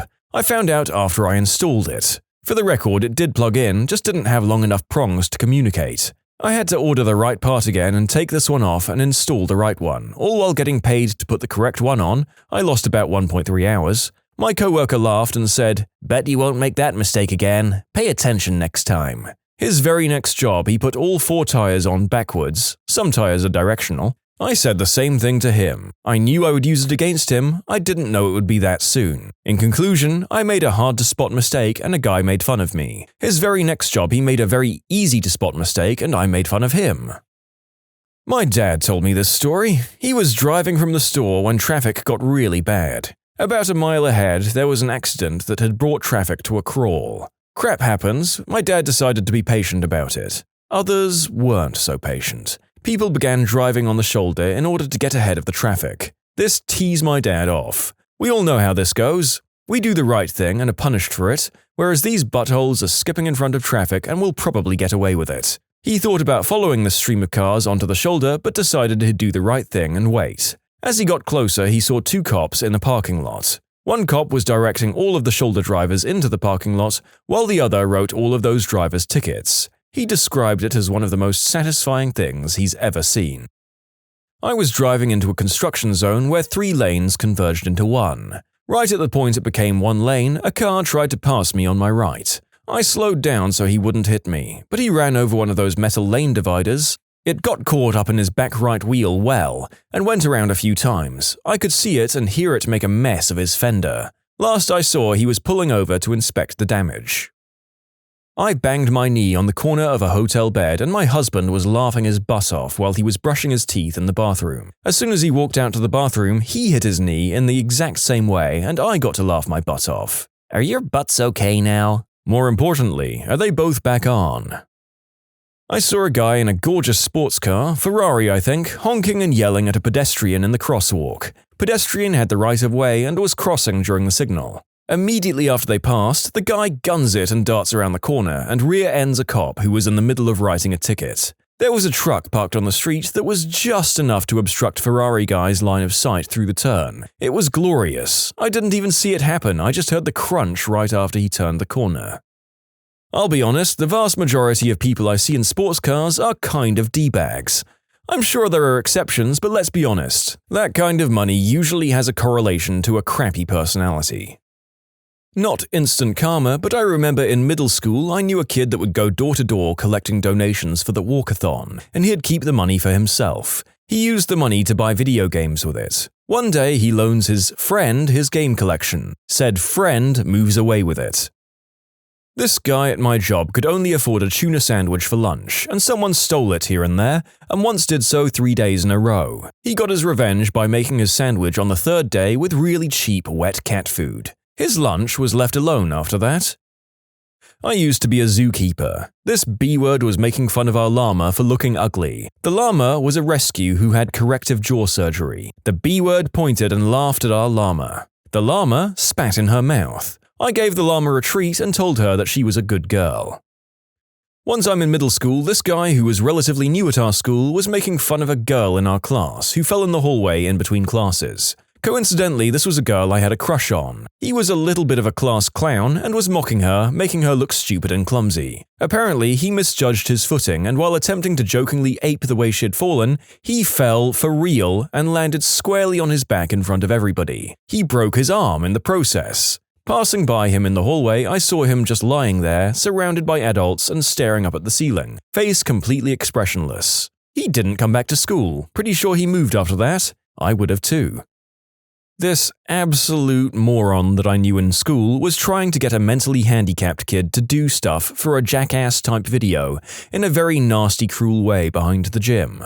I was sitting behind a car smoking green herb in the parking lot. Special kid is not dumb enough to play this game, and this butthole decides to get him to hold the camera. People are heckling and calling out suggestions, nothing interesting happens. Then someone carries out a basketball, puts it on the concrete sidewalk, then hands the jerk an aluminium baseball bat and mimes hitting the basketball, like splitting a log with an axe. Jerk winds up, brings it down, and I hear a blank, and his head is shooting back with blood everywhere. From where I was and how much herb I'd smoked, I thought he smashed his skull. The bat clatters like 20 feet behind him and he goes down backwards. The bat bounced, nailed him in the eyebrow, split it open, and knocked him the frick out. He was okay, but had a scar and a heck of a black eye for a few weeks. And the whole time, the mentally handicapped kid he'd been trying to humiliate on camera is filming and laughing so hard he's fricking crying. Security didn't believe that nobody hit the jerk until he showed them the video. I saw someone tailgating another car on a highway. There was a huge CRTV lying in the road. The tailgatee changes lanes at the last minute and the tailgater slammed full speed into the TV. It was hilarious. That a police car rounded the corner just in time for me and a guy to tell him that a bunch of kids had just thrown a firework at the owner of a nearby store. It was literally moments later and they could see the kids running down the road from where we stopped them. I've got two, can't really decide on which one is best. The first, driving to work during a snowstorm. Pretty much everyone is taking it easy because snow. Some guy in an Infiniti FX35 thinks that he's invincible, so he comes driving down the road, probably 15 miles an hour faster than everyone else. So he goes past me and I don't see him again until the fork in the road. Mr. Superhero went into the turn too fast and slammed into an iron fence at the triangle dividing the two streets. He was fine because he was outside his car, looking at it with a look of confusion. The second story was driving home one night around 10 p.m. I'm stopped at a red light in front of a shopping mall about midway down the block. The east and westbound road is separated by a pedestrian island. Someone pulls up next to me at the light, looks around, and drives through the red light. Suddenly, from the opposite side of the street, red and blue lights, a whoop whoop of a siren, and an NYPD SUV hops the island and pulls the guy over. The police weren't camped out or anything, just waiting at the red light on their side of the street. Right place at the right time. This happened a couple of months back, young driver in a brand new Merc dangerously overtaking me and others on a single lane. Caught up with him at the next set of lights, 2-lane, mine turning, his going straight, both with a car ahead of us. We did the universal wind down your window sign and suggested he cool his driving or he'll get into a crash. He told me to F off. Lights go green, he boots it off the line, smacks into the back of the car in front. Bonnet bent in half, radiator blown, airbags deployed. I got out, checked the other poor innocent driver was unharmed, and gave him my details as a witness. Gave the other driver the old "told you so" and carried on my way.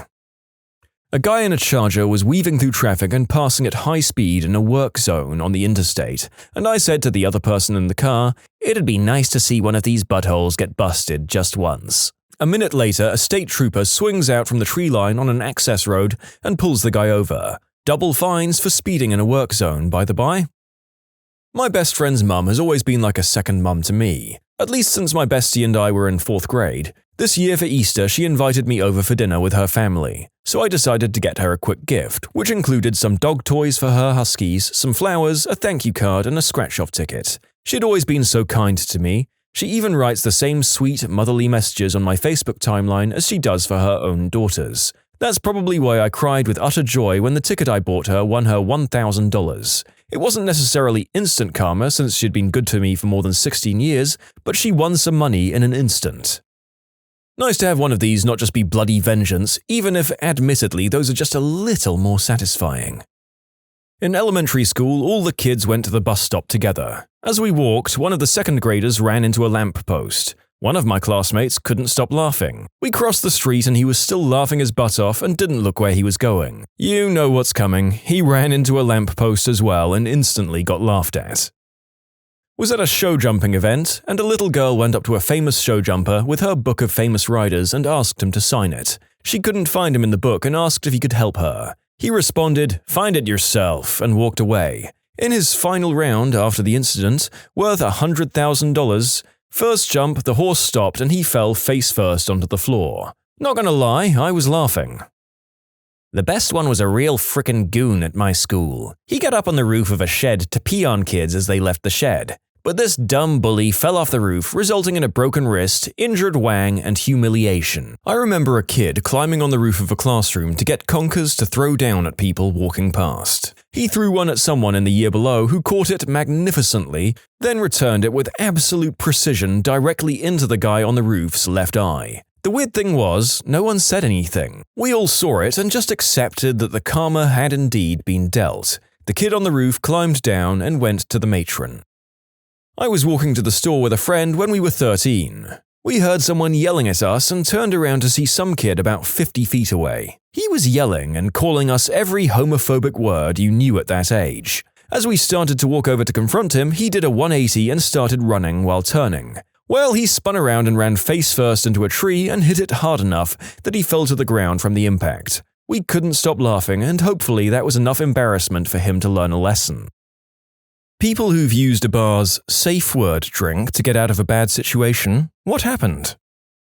Had a creeper at a hotel bar who wouldn't leave me alone despite my best efforts to ignore him.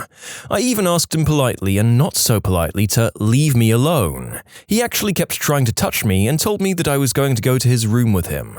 He had a strange, angry edge too. So I gave the bartender a help me look and said to him something like, "I need to talk to you about that thing with my tab, remember?" and asked if I could do it when the bar closed, which was like 5 minutes later. He looked at me and said, "Give me a minute," and made a phone call and then said, "So they can help you at the front desk." Meanwhile, Creeper is literally not leaving me alone and is still trying to actually hang on to me and keeps talking. So I start to leave and Creeper is trying to kiss me and pull me close, but I tell him I have business at the front desk and walk up to the desk. There are about 3 employees there, and I said, "The bartender said you could help me with my tab." And one of the employees says, "Oh, I need you to come here with me to fix that." And she says to the guy, "You need to stay here, this is personal business." The employee, a woman, and I start to walk away, and of course the creeper followed us. She actually walked me to a staff elevator and he tried to get on with us. She told him, "Get out of here and leave us alone." As a male hotel employee came up to him just then and the elevator door shut. The employee walked me literally to my room door and stayed until I had it locked on the other side. I've had, and still occasionally do have, guys hit on me, but never anything like this before. I actually wrote a long email to the hotel corporate office and the actual hotel about the bartender and 2 employees, because they helped me in what I would say was above and beyond. The guy really frightened me. I've been as brand loyal as possible to that hotel chain ever since.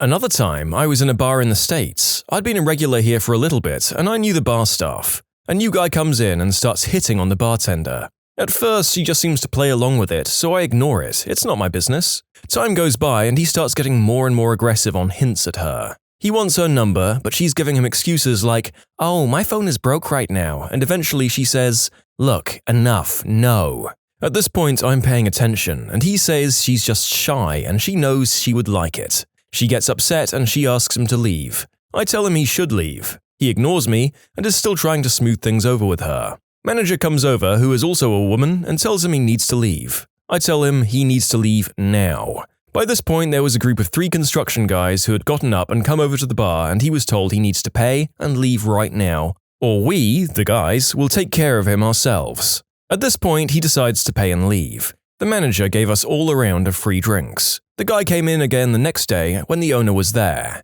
The owner called the police and trespassed him.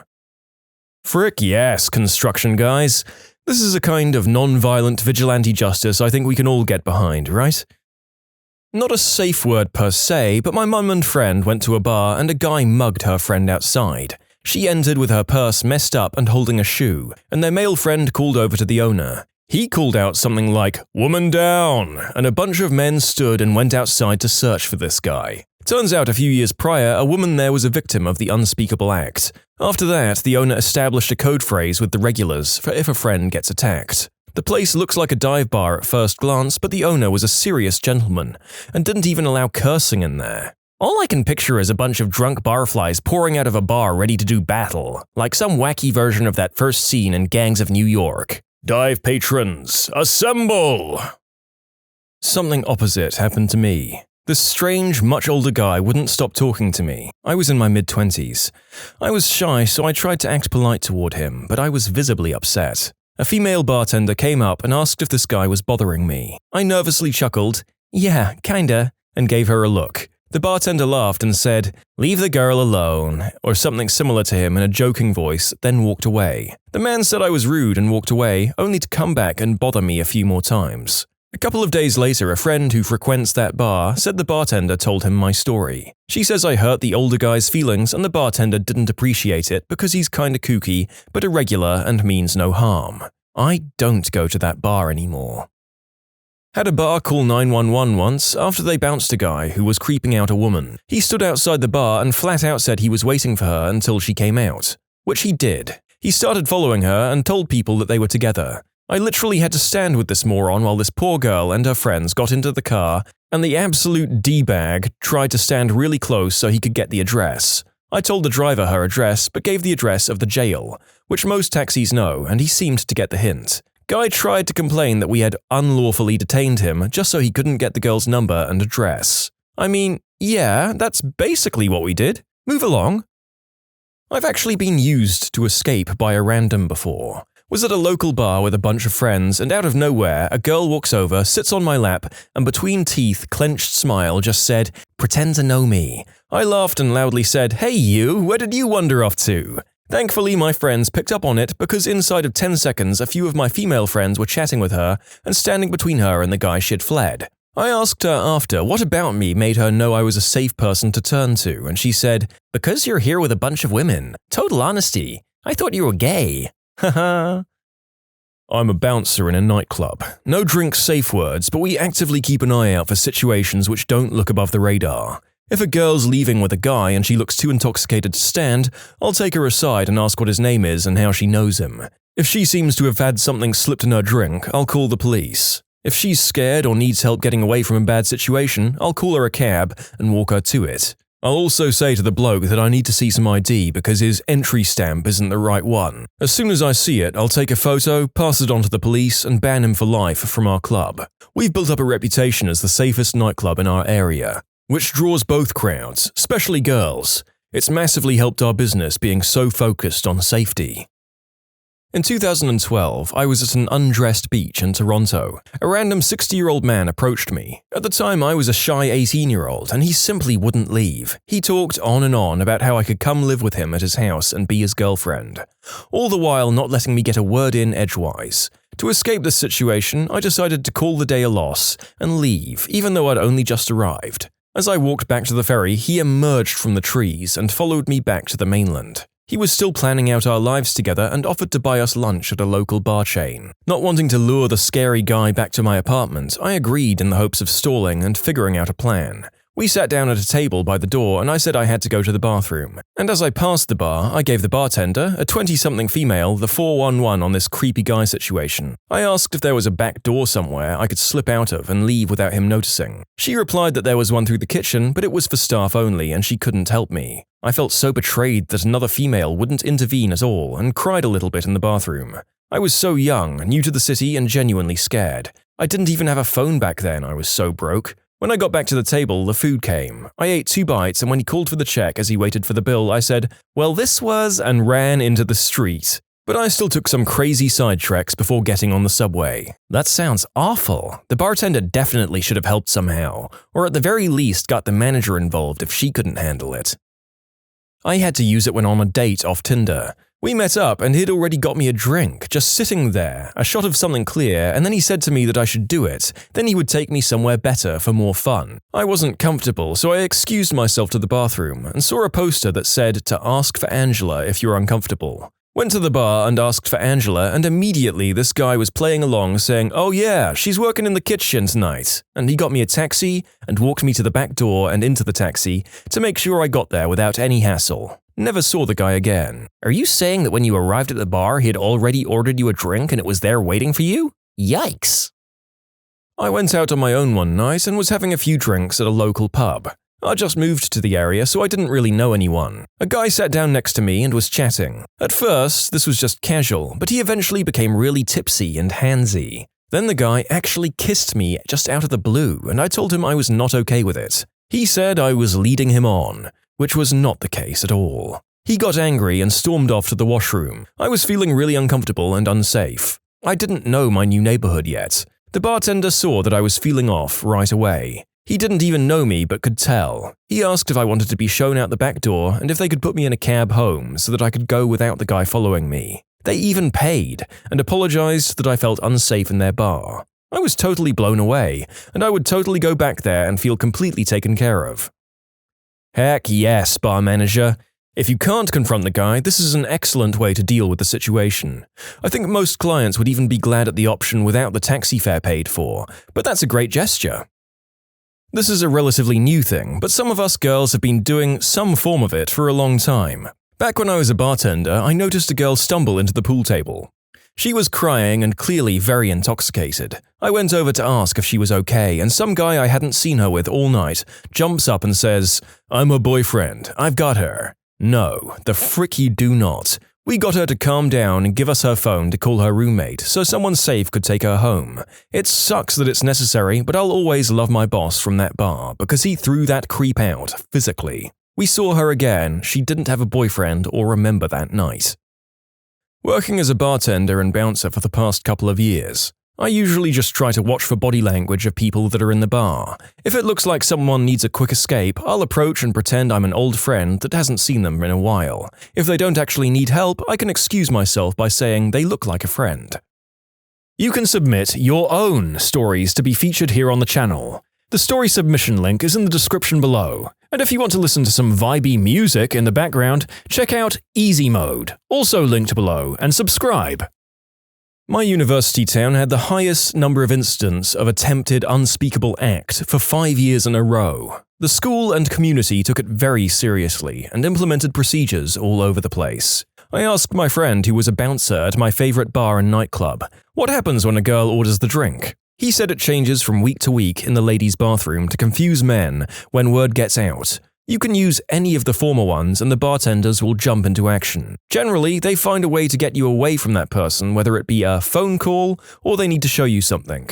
Once you're out of eyesight, they whisk you away to the opposite floor of the place. The bar is on the bottom, the club is on the top, and they keep the date occupied until you're gone. If he gets away from his company, they radio that the drink got spilled, and every bouncer abandons their post to try and keep him away from you. They escort you out the back door into a waiting cab. They pay the cabbie to take you home and make sure you're not followed. When you get home, they ask that you flick your front porch lights on and off and call the club to let them know that you're safe. They also save the security cameras from that day in case you have need of it at a later date. I never used their service because my friends were the bouncers and usually intervened before I needed to say anything. My friends did use the service though, and they said it was a relief to be in a bar that took women's safety so seriously, because in other bars in that town you could pay a bartender $20 to spike a drink. I learned the hard way to never accept a glass from someone who had their open palm over the glass. Some people are really sick. Recently happened to me. I met up with an ex after roughly 5 years of not seeing him. He seemed way off when I arrived at the bar. Forgot his wallet, not surprised, so I bought the round of beers but immediately closed the tab because I wasn't expecting to pay for him and didn't want him taking advantage. When I excused myself to the restroom, I was already regretting the evening. I left the restroom and he was standing outside the door. Every alarm in my body went off, but I just acted annoyed and questioned him. He mumbled something and walked over to a pinball machine. Never played it, just looked at it for a solid 10 minutes, which gave me enough time to call my bartender over and ask, "Girl to girl, this guy's on substances, right?" She agreed and asked me if I felt safe. I obviously didn't, so she let me exit through the back door and even got her bar back to walk me to my car. Not sure if anything would have happened, but I'm really glad she was so cool about it. In conclusion, my ex showed up for drinks, obviously out of his mind, and the bartender helped me escape. I'm a bartender in a small town. Anytime a new woman comes into the bar, I let her know that if she ever feels uncomfortable or needs anything, to ask me to go out for a smoke with her. I've had plenty of people use it to get away from some of the usual creeps, but nothing beats the night a guy asked this girl to go home with him. After she politely refused, he grabbed her and called her the B word. We already had our eye on the situation, and my bouncer immediately came out of nowhere and tased this drunk idiot. I had a creep corner me in a bar once and tried to stroke my thigh. Then another dude I've never met before came up and said, "Hey sis, I've been looking all over for you," and he put his arm around me and walked me out. Thank you so much, stranger. It was pretty obvious that they were not working together. The nice guy walked over from a group of friends, all college-aged, and the creep was in his 50s. And when I said he walked me out, he just walked me to the door of the bar. I once got hugged by a random girl sitting at a bar who whispered in my ear, or actually talked normally, the music was loud, "Pretend to be my boyfriend." I grabbed her on the thigh and yelled, "Honey, I've been looking for you." The guy who had been hitting on her gave me the "sorry, I had no idea it was your girl" look, and then she asked me to dance. She pulled me into the crowd and we danced for like 30 seconds and she gave me a smile and left. Never saw her again, but I felt like a frickin' hero. Very small thing I did, but I felt great. Semi-related, but I was out at the pub on a campus for a show, and had been there previously in the day celebrating our last exam with some friends. Some guy who was sitting at a table next to us and trying to chat us up earlier was still there with his buddies and was drunker and braver, and of course he got me alone when my friend went to the bathroom. He wouldn't stop talking to me and getting in my face and yelling about himself, and when I excused myself to go to the bar, literally was like, "Okay, bye." He followed me to the bar and ordered the same thing as I did and offered to pay, and I said I was good and he didn't stop talking. I must have looked mad as frick because the bartender walked over and went, "Hey, you were here earlier, right? Buddy, give us a second, I need to speak with her about her tab." The guy leaves and the bartender tells me I looked distressed and asked if everything was okay. I told him I was fine, but this guy was in my personal space and not leaving. So he said that if he doesn't stop that, I should come back and order a whiskey lemon, and security would be notified and he would walk me back to my car if I needed it. We ended up moving tables, and I think he got too drunk to stand up and left not too long after that, but I was so relieved to know that the bartender was watching out. I'm not one for confrontation, and it just feels so much safer to be able to duck out with someone having my back. I'm going to ask at work tomorrow if we could install a safe word drink policy at the bar. That would be such a great idea. Oh, follow-up. I suggested it to one of the managers and a couple of others today, and they like the idea. The next stop is getting our general manager to implement it. Not exactly a safe word drink, but some adult clubs still have an alcohol-free code phrase for the dancers that don't want to get hammered and don't want to refuse drinks. For example, with an extra lime wedge, and the guy still gets charged for a normal drink, so he's none the wiser. Where I live, we once had an epidemic of pickup artists on every corner. There was this one guy who was incredibly persistent and wouldn't take no for an answer. When I told him I had a boyfriend, he wouldn't let me leave and said I had to give him one of my friend's numbers. Thank God a kind girl noticed what was happening and came up to us while saying, "Well, there you are. We've been looking for you. Come on, let's go. The show is going to start." She got me away from him and I was so thankful. To anyone out there, please don't ever do it. It's such repulsive and scary behavior. Well, I knew this topic would be full of gross dudes and my expectations have not really been subverted. Thankful that most of them end with these D-bags getting blown off. I'm a straight guy, and I had a girl rescue me once from an uncomfortable situation. I was at a bar with a couple of buddies, and these two girls were sitting in front of us. that none of us were even interested in, let alone said anything to them at all. They started trying to chat us all up. When asked what we do for a living, I said I was a garbage man and had kids, in the hope that that alone would be enough for them to move on. But unfortunately, no.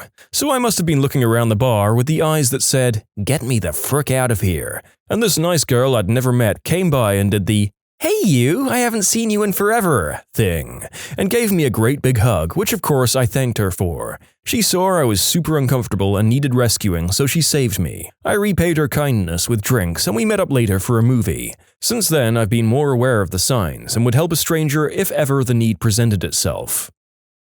A guy I was with was super adamant about me keeping up with him, slamming his drinks. He would drag me to the bar and order for me, then egg me on to drink faster. I did not want to be drunk with him. He ordered me a vodka soda and I maintained that slightly pained look on my face, hoping to catch the bartender's attention. When he looked my way, I widened my eyes a little and subtly shook my head no. I watched him as he poured my drink by faking the vodka pour and just filling me with what I presume was soda water. Not normally my drink of choice, so I wasn't sure what it was. Kinda looked like stale Sprite, and he garnished it with a lime and everything. Said, "Cheers," when he handed us our drinks. This continued for a while until Drunky McSmashypants wanted to leave. Bartender said to me, "Oh, you'd asked about seeing Megan, right? Yeah, she's in the back. Go ahead while he closes out." I sort of hovered by the restrooms, which were tucked away, watching the bartender BS the dude for a while, and he eventually left looking all annoyed. When the coast was clear, I came out and said my thank yous, and he said, "Anytime, happens more than we care to admit." So I thought it was pretty cool that the bartenders were aware enough to pick up on the little signs and help a sister out. I guess during their conversation, he basically convinced the dude that I didn't seem into it, and he thought he saw me leave already. The drunk dude was drunk, so I guess he bought it without further intervention necessary. Not a bar, but a grocery store I used to work for had a safe word.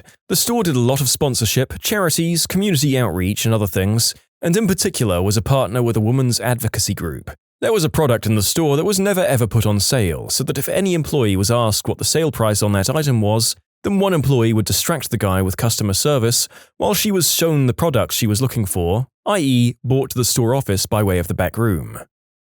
The bar never had a safe word, but we had a lot of reasons to get to action. Rough crowd, really. A couple came in, the woman had smeared makeup and both just looked super angry. The girl whispered to the bartender that he was hitting her outside. We called the police and had her come to the back as the guy just sat there dumbfounded. Cops came and put him in cuffs and he's denying it all. The manager came in to get the video for the side camera. She played it and the cops came back out and released him and cuffed her. She had tried to stab him outside and broke his windshield. Great night, and he drank free the rest of the night. I've experienced the bartender hero before. Out with a friend in DC. A guy comes up and stands way too close, introduces himself and shakes my hand way too hard and way too long. I had to actually pull my hand away and he kept the grip. I politely told him I was visiting a friend I hadn't seen in a while and wanted to spend my time with her and turned my back. He kept standing there, trying to talk to me. I again, but more firmly, told him I wasn't interested. He stayed. He orders another drink and the bartender serves him, all the way at the other end of the bar. Actually showed him his drink and said it will be over there and walked it as far away as he could. I thought that was brilliant. He got a very, very good tip from us. What was the dumbest $1 million tech idea that someone ever proposed to you? Someone tried to sell a friend a membership to the new internet. She asked me to sit in and listen to the sales guy's pitch. At the time, I was running a web hosting business along with managing a smaller dial-up ISP's networking infrastructure. The new internet was going to be built new from the ground up. All new infrastructure, but without all the stuff that makes the internet bad. The sales guy couldn't really explain how that was going to work. For only $50, my friend would get a lifetime membership.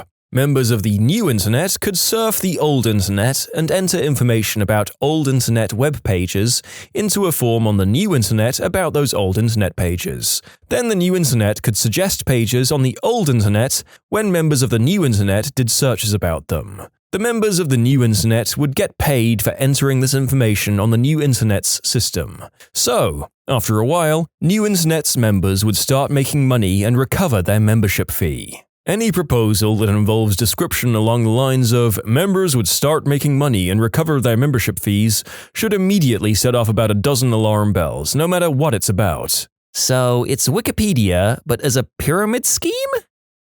My uncle suggested I create a type of digital map that could direct you places and help you get from point A to point B. He suggested this 3 weeks ago. Original post from 2019. My favorite but dumbest was Chipotle Date, which would match you with people with similar or compatible Chipotle orders. I mean, this has potential. It does because all of the cute boys are at Chipotle. I think it's so dumb that it actually goes full circle into genius territory. All I see is untapped potential. I mean, it's so off the wall that I guarantee it will become a trending meme, and from there you'll see profits rise exponentially. From there you could branch off into other cuisines and even develop a sharing platform for the matched couples to share and rate Chipotle restaurants. From there, you could even do endorsements and perhaps even come out with your own brand of Chipotle. At that point, you're tapping into the food industry, and then the sky's the limit. Yeah, I could see this as a weird viral marketing thing for Chipotle, but not as a serious dating app. Have an opt-in for when people make online orders for single items, i.e. need a Chipotle date. Then it matches with others. It would get free publicity on the news programs, social media, etc. as something wacky. Then it quietly goes away in about a month when the gimmick fades. I mean, a lot of really stupid ideas, if done in a public enough light, can actually see an uptick in business for the entity in question, I guess. As an example of any publicity being good publicity, I'm now craving burritos because I just said the word Chipotle about 6 times.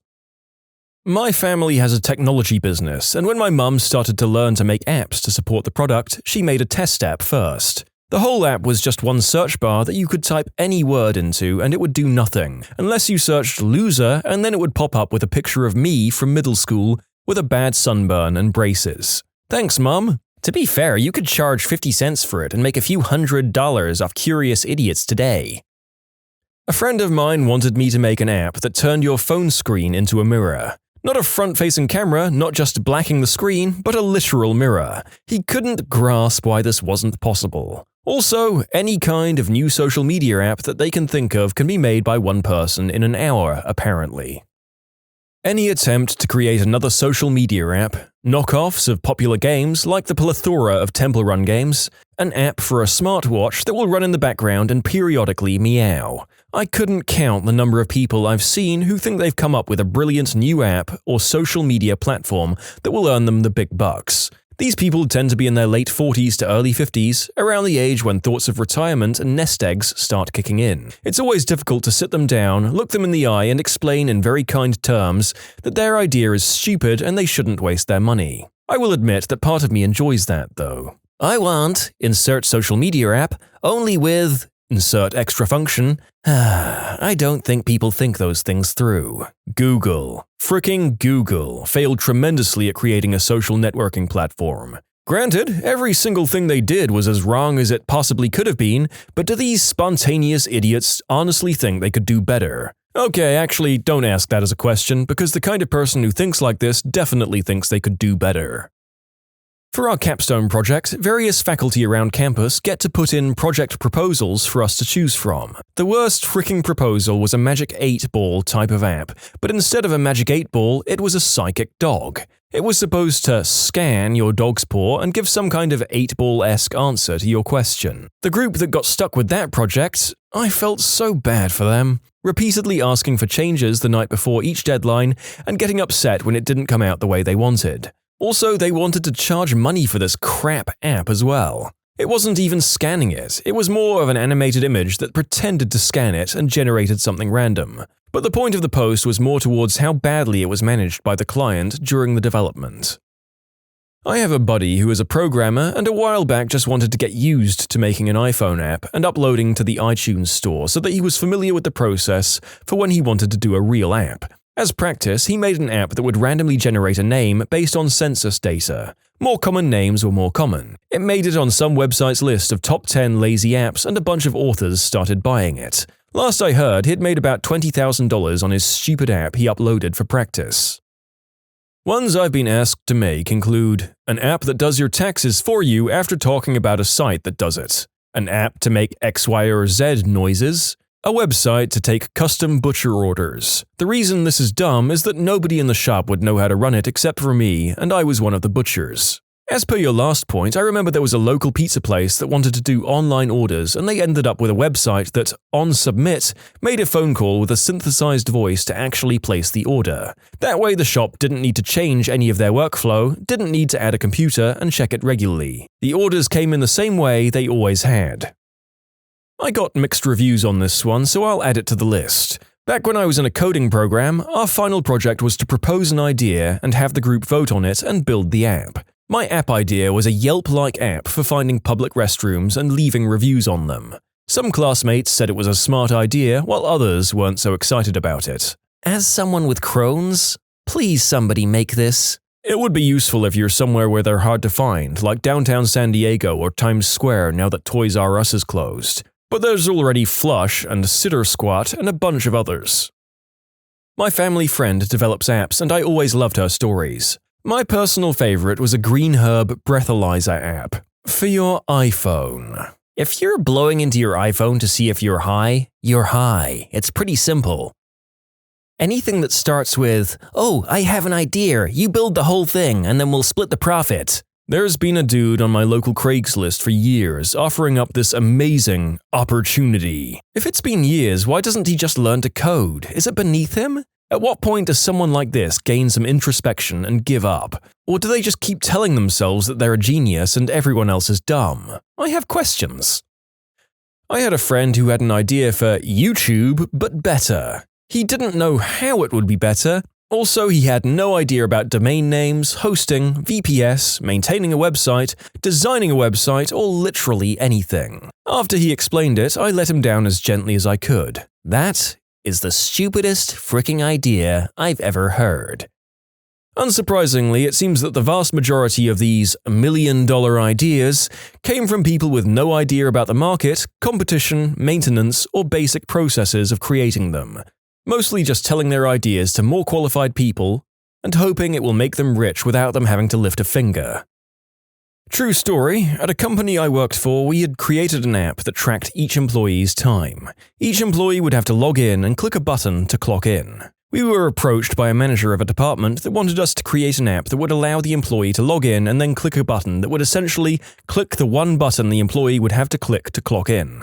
Like, seriously, did you just ask us to build an application to click one button when it would be the exact same as using the other app? My head hurts after reading that. What possible purpose could an app like that even serve? To this day, a few ex-coworkers and I still talk about this. We have no idea exactly what they were thinking, but we've come up with a few theories. Of the few, we try to reason that the thought in their mind was not able to be translated into words, and the request we got was not really what they wanted. We think they wanted an app that would clock the employee in as soon as they logged in, but you can see where the logic would fail on this. Another thought was that they wanted something just for clocking in, but the software that was written that did the time management was specifically written into the main application for other purposes. Old boss runs a low-level IT company. He wanted me to develop a backup redundancy for military air traffic control software, including designing our own hardware, all because I used to be a controller. No idea how to design, build, or test hardware, no concept of military systems, designs or contracts, federal regulations, military agreements, anything. No software development background. Basically, he had an idea with absolutely no way to implement and no idea where to start. Ultimately, he ditched that idea in favor of certifying small businesses as HIPAA compliant, and got angry that I wouldn't just give him a checklist of things to check due to the litany of federal compliance requirements that were deemed too much work to review, learn, codify, and comply with. Trash. You can submit your own stories to be featured here on the channel. The story submission link is in the description below. And if you want to listen to some vibey music in the background, check out easymode, also linked below, and subscribe. Mile Rile's delivery service. We'll go to restaurants and deliver food to your house, or go to the store and pick up your groceries. That was my pitch to an entrepreneurial class in 1998. What a stupid idea. There's no way anyone could make money doing that. Well, to be fair, almost none of the delivery or rideshare apps have generated a net profit. Well, it's not about generating a net profit, it's about endless rounds of raising capital and investors while drawing an astronomical salary. Then it's off to the next one. It's a lifestyle. I once had a friend who wanted me to urgently make a full-on sports betting app in 1 week. Like, talk about choosing beggars extraordinaire. He wanted one person to make a commercial betting app to go live in 1 week. Urgently. I could all but laugh in his face and tell him to go F off. Had a guy approach me with something similar. Wanted a web application that would allow him to manage his fantasy football league. Member logins, trades, everything. When I pointed out there were already plenty of websites that do this, he explained that they used a lot of custom rules so they don't work for his purposes. This was like a month before the season started. My compensation would be being able to play in their league for the year, for free, potentially earning me a couple of $100 if I won the championship. I was like, wow man, that seems like a great deal for the amount of time it would take me to complete. Unfortunately, I'm just super busy at home doing absolutely anything else. Sorry. An app that you could make a list in that would live update to all of your devices, so that we can have a family shopping list, said my mum in 2018. I told her that you could use Google Docs for that and showed her how, and she goes, "But that's not for making shopping lists." My sister-in-law thought that I should make a business using drones to make fake reindeer hoof prints on roofs and other evidence of Santa, and when I told her, yeah, no, that's not going to work, she said, well, you should make a program that does that with a drone and sell that. Well, you can always sell it to North Korea. They would love to bring gifts to the rest of the world. A local line cook wanted me to make this app as a side project. Open your refrigerator and take a picture with your smartphone. The app will give you all of the recipes that you can make with the stuff in your fridge. The app itself would be amazing if it wasn't basically impossible to build. Yeah, I want this app that scans every product in a different environment each time. The lighting, scale, and the amount of products stacked behind each other shouldn't matter at all. It should be able to recognize every single type of food, no exceptions. Can you do that for me in a few months? Way too ambitious an idea, but an original one. I think it is possible in the future with the right AI though. There are already some frameworks for detecting objects through images, but those aren't even near perfect. Oh god, there's so many, but I'll just mention one type. Every company with more than 100 employees and a non-tech-savvy boss will at some point blow away 7 figures on a branded social app or website that's going to be the next Facebook or Twitter, where millions of potential customers will certainly want to hang out and… crickets. Yeah, you're going to shut that thing down in 6 months because it's too embarrassing that your big bet social community is a buggy, boring, blatantly sales-focused ghost town. Damn, I didn't know that some of that stuff actually went through. I'm imagining some boss messaging everyone on Facebook to use their better alternative. Surely by now there's been enough time that CEOs aren't still getting these daft idea… Oh wait, who am I kidding? Of course they are. A contest/raffle app where people would be entered to win prizes, and somehow large companies, Coca-Cola for instance, would pay us a few cents for each ticket entered. He just needed someone to put together a code over a weekend and promised me 30% of the profits. He had no answer when I asked him why large companies would pay for us to run raffles through this app. I declined his offer. I hope this qualifies because it was the most unrealistic request I've ever heard. A guy wanted to build a game engine that would incorporate all of the major game categories, FPS, RTS, Sim, Open World, RPG, and others, as building blocks and let a player create a custom one-off game session by picking which of the elements to combine into a game that would then be multiplayer over the internet. I'm not capable of imagining the code it would take to make something like this work. I can do a single-player version of this. It's called a box of Lego. Seriously, the idea is basically just Roblox. I had a Navy captain ask me to add a friend and foe column to the countries table. It took me about 2 seconds. Then he asked me to populate the fields. With what? Whether we're friend or foes with that country. Sir, I'm a contractor. That really seems like something that somebody with authority should provide. That sounds like relationship status, but it needs an "it's complicated" added to it, at least. Someone proposed to me an app for games to play while driving. They only had the vague concept and couldn't see why it could be a problem. Had a friend once who desperately tried to get me to create a search engine that would compete with Google. He's not the brightest crayon in the box. I mean, if you could build a search engine that could in fact compete with Google, that would probably be a pretty good moneymaker. Of course, that's in the same vein as, if I could fly like Superman, my morning commute would be a lot easier. I want you to make a simple mobile game like Call of Duty so I can host a tournament for my son's birthday. It's due next week. Can you do it for me as a favor, please? I was speechless. My mum wanted me to rebuild her work's website. I quoted $5,000 and got the, "Oh, we thought you'd do it for experience?" "Yes, on top of my full-time job, I'll build you something for free." Someone suggested a drone delivery for food exclusively to people floating the river. Guess what we were doing when they proposed this? I'm sure the excellent cell phone coverage and birth of people who take their phones tubing with them make that service extremely profitable. Working in corporate America, we get people that think the company has the budget or engineering staff of Facebook or Google. At various points, I've been asked to build an app that replaced features of Chrome, Notepad++, SAP, and e-commerce sites with features and layouts based in ideas from Facebook rather than business applications. Google and Facebook have an army of engineers working on their products. We're not going to be replacing them on a shoestring budget, nor should we.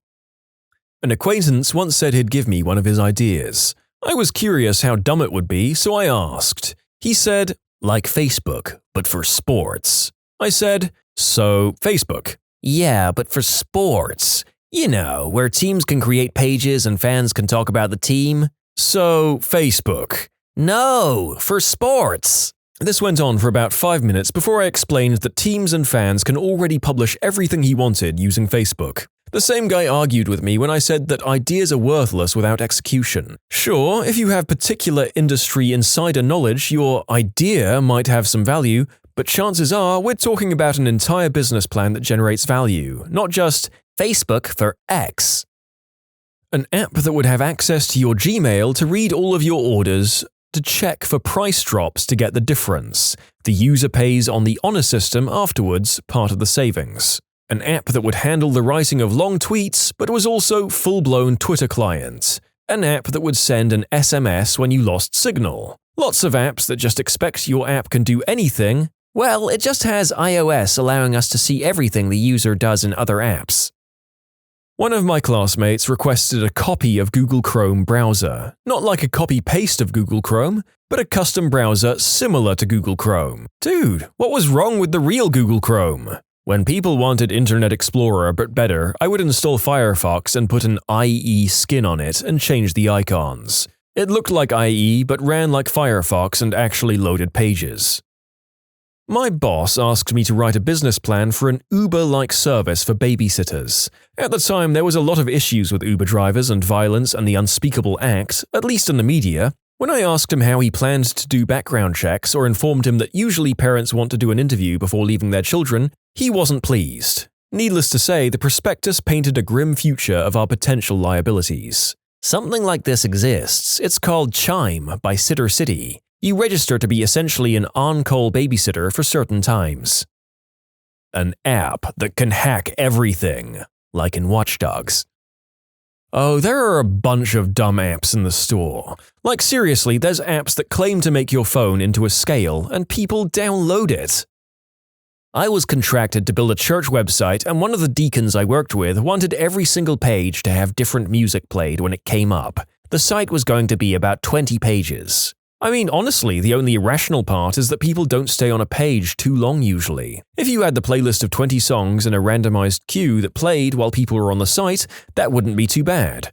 Audio isn't too common, but I'm sure old people would love it. Huh.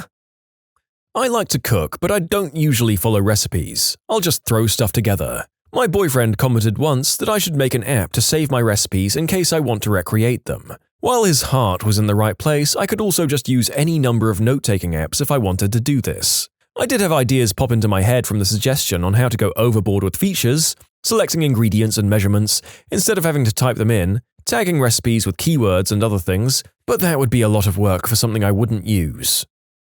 When I was in college, someone asked me to write a program that would send our trash into space from a trash can. This man was probably 55. I told him it sounded like a good idea. Oh lord, I had some trashy woman propose to me an app that would be like… I can't even explain it because it made no sense. But basically it involved signals on motorcycles and having your helmet also have signals on it, and somehow this involved a mobile app? Somehow, it was supposed to make riding a motorcycle safer because you had signals also on your helmet. Which is not entirely without merit, but it's not just an app. You'd need to develop a helmet that could do this, and a motorcycle that could do this, and at this point the app is not the star of the show here. Maybe the helmet and motorcycle just talk to each other and not go through your phone. But as it was proposed to me, you were meant to tap a button on your app when you wanted to signal, and I was like, that's not safer at all! My partner is a programmer, so I've got to witness a couple of stupid app pitches over the years. The one I remember quite well was some guy we met at a bar, a backpacker type, who had just arrived in town. His idea was to make an app for travelers that basically would let your family back home book some random person, I think other travelers in the area, to stage an intervention with you if your family back home felt like you needed or deserved it. Let overbearing mothers pay to have some rando do their overbearing business so you'd never get a rest while on vacation. I have two. The first one was pitched to me as a search engine or Google type of app that would help direct people to the correct website they were looking for if they mistyped or misspelled information, like Cisco Systems instead of Cisco Foods. When I pointed out that most search engines already had this functionality for free, they got upset. Second, more of a website proposal, whereby users would pay a large monthly subscription fee to view web cameras from around the world dedicated to only show a live feed of the sunset wherever it is on Earth. This was during the 2000 dot-com boom when tech money poured out of everyone's ears. When you subscribe, make sure to hit the bell to turn on notifications. Put the playlist on in the background to finish listening to all the stories, or if you want some vibey music to put on in the background, check out easymode. If you like Am I the Genius, give Am I the Jerk a shot. Everything linked in the description.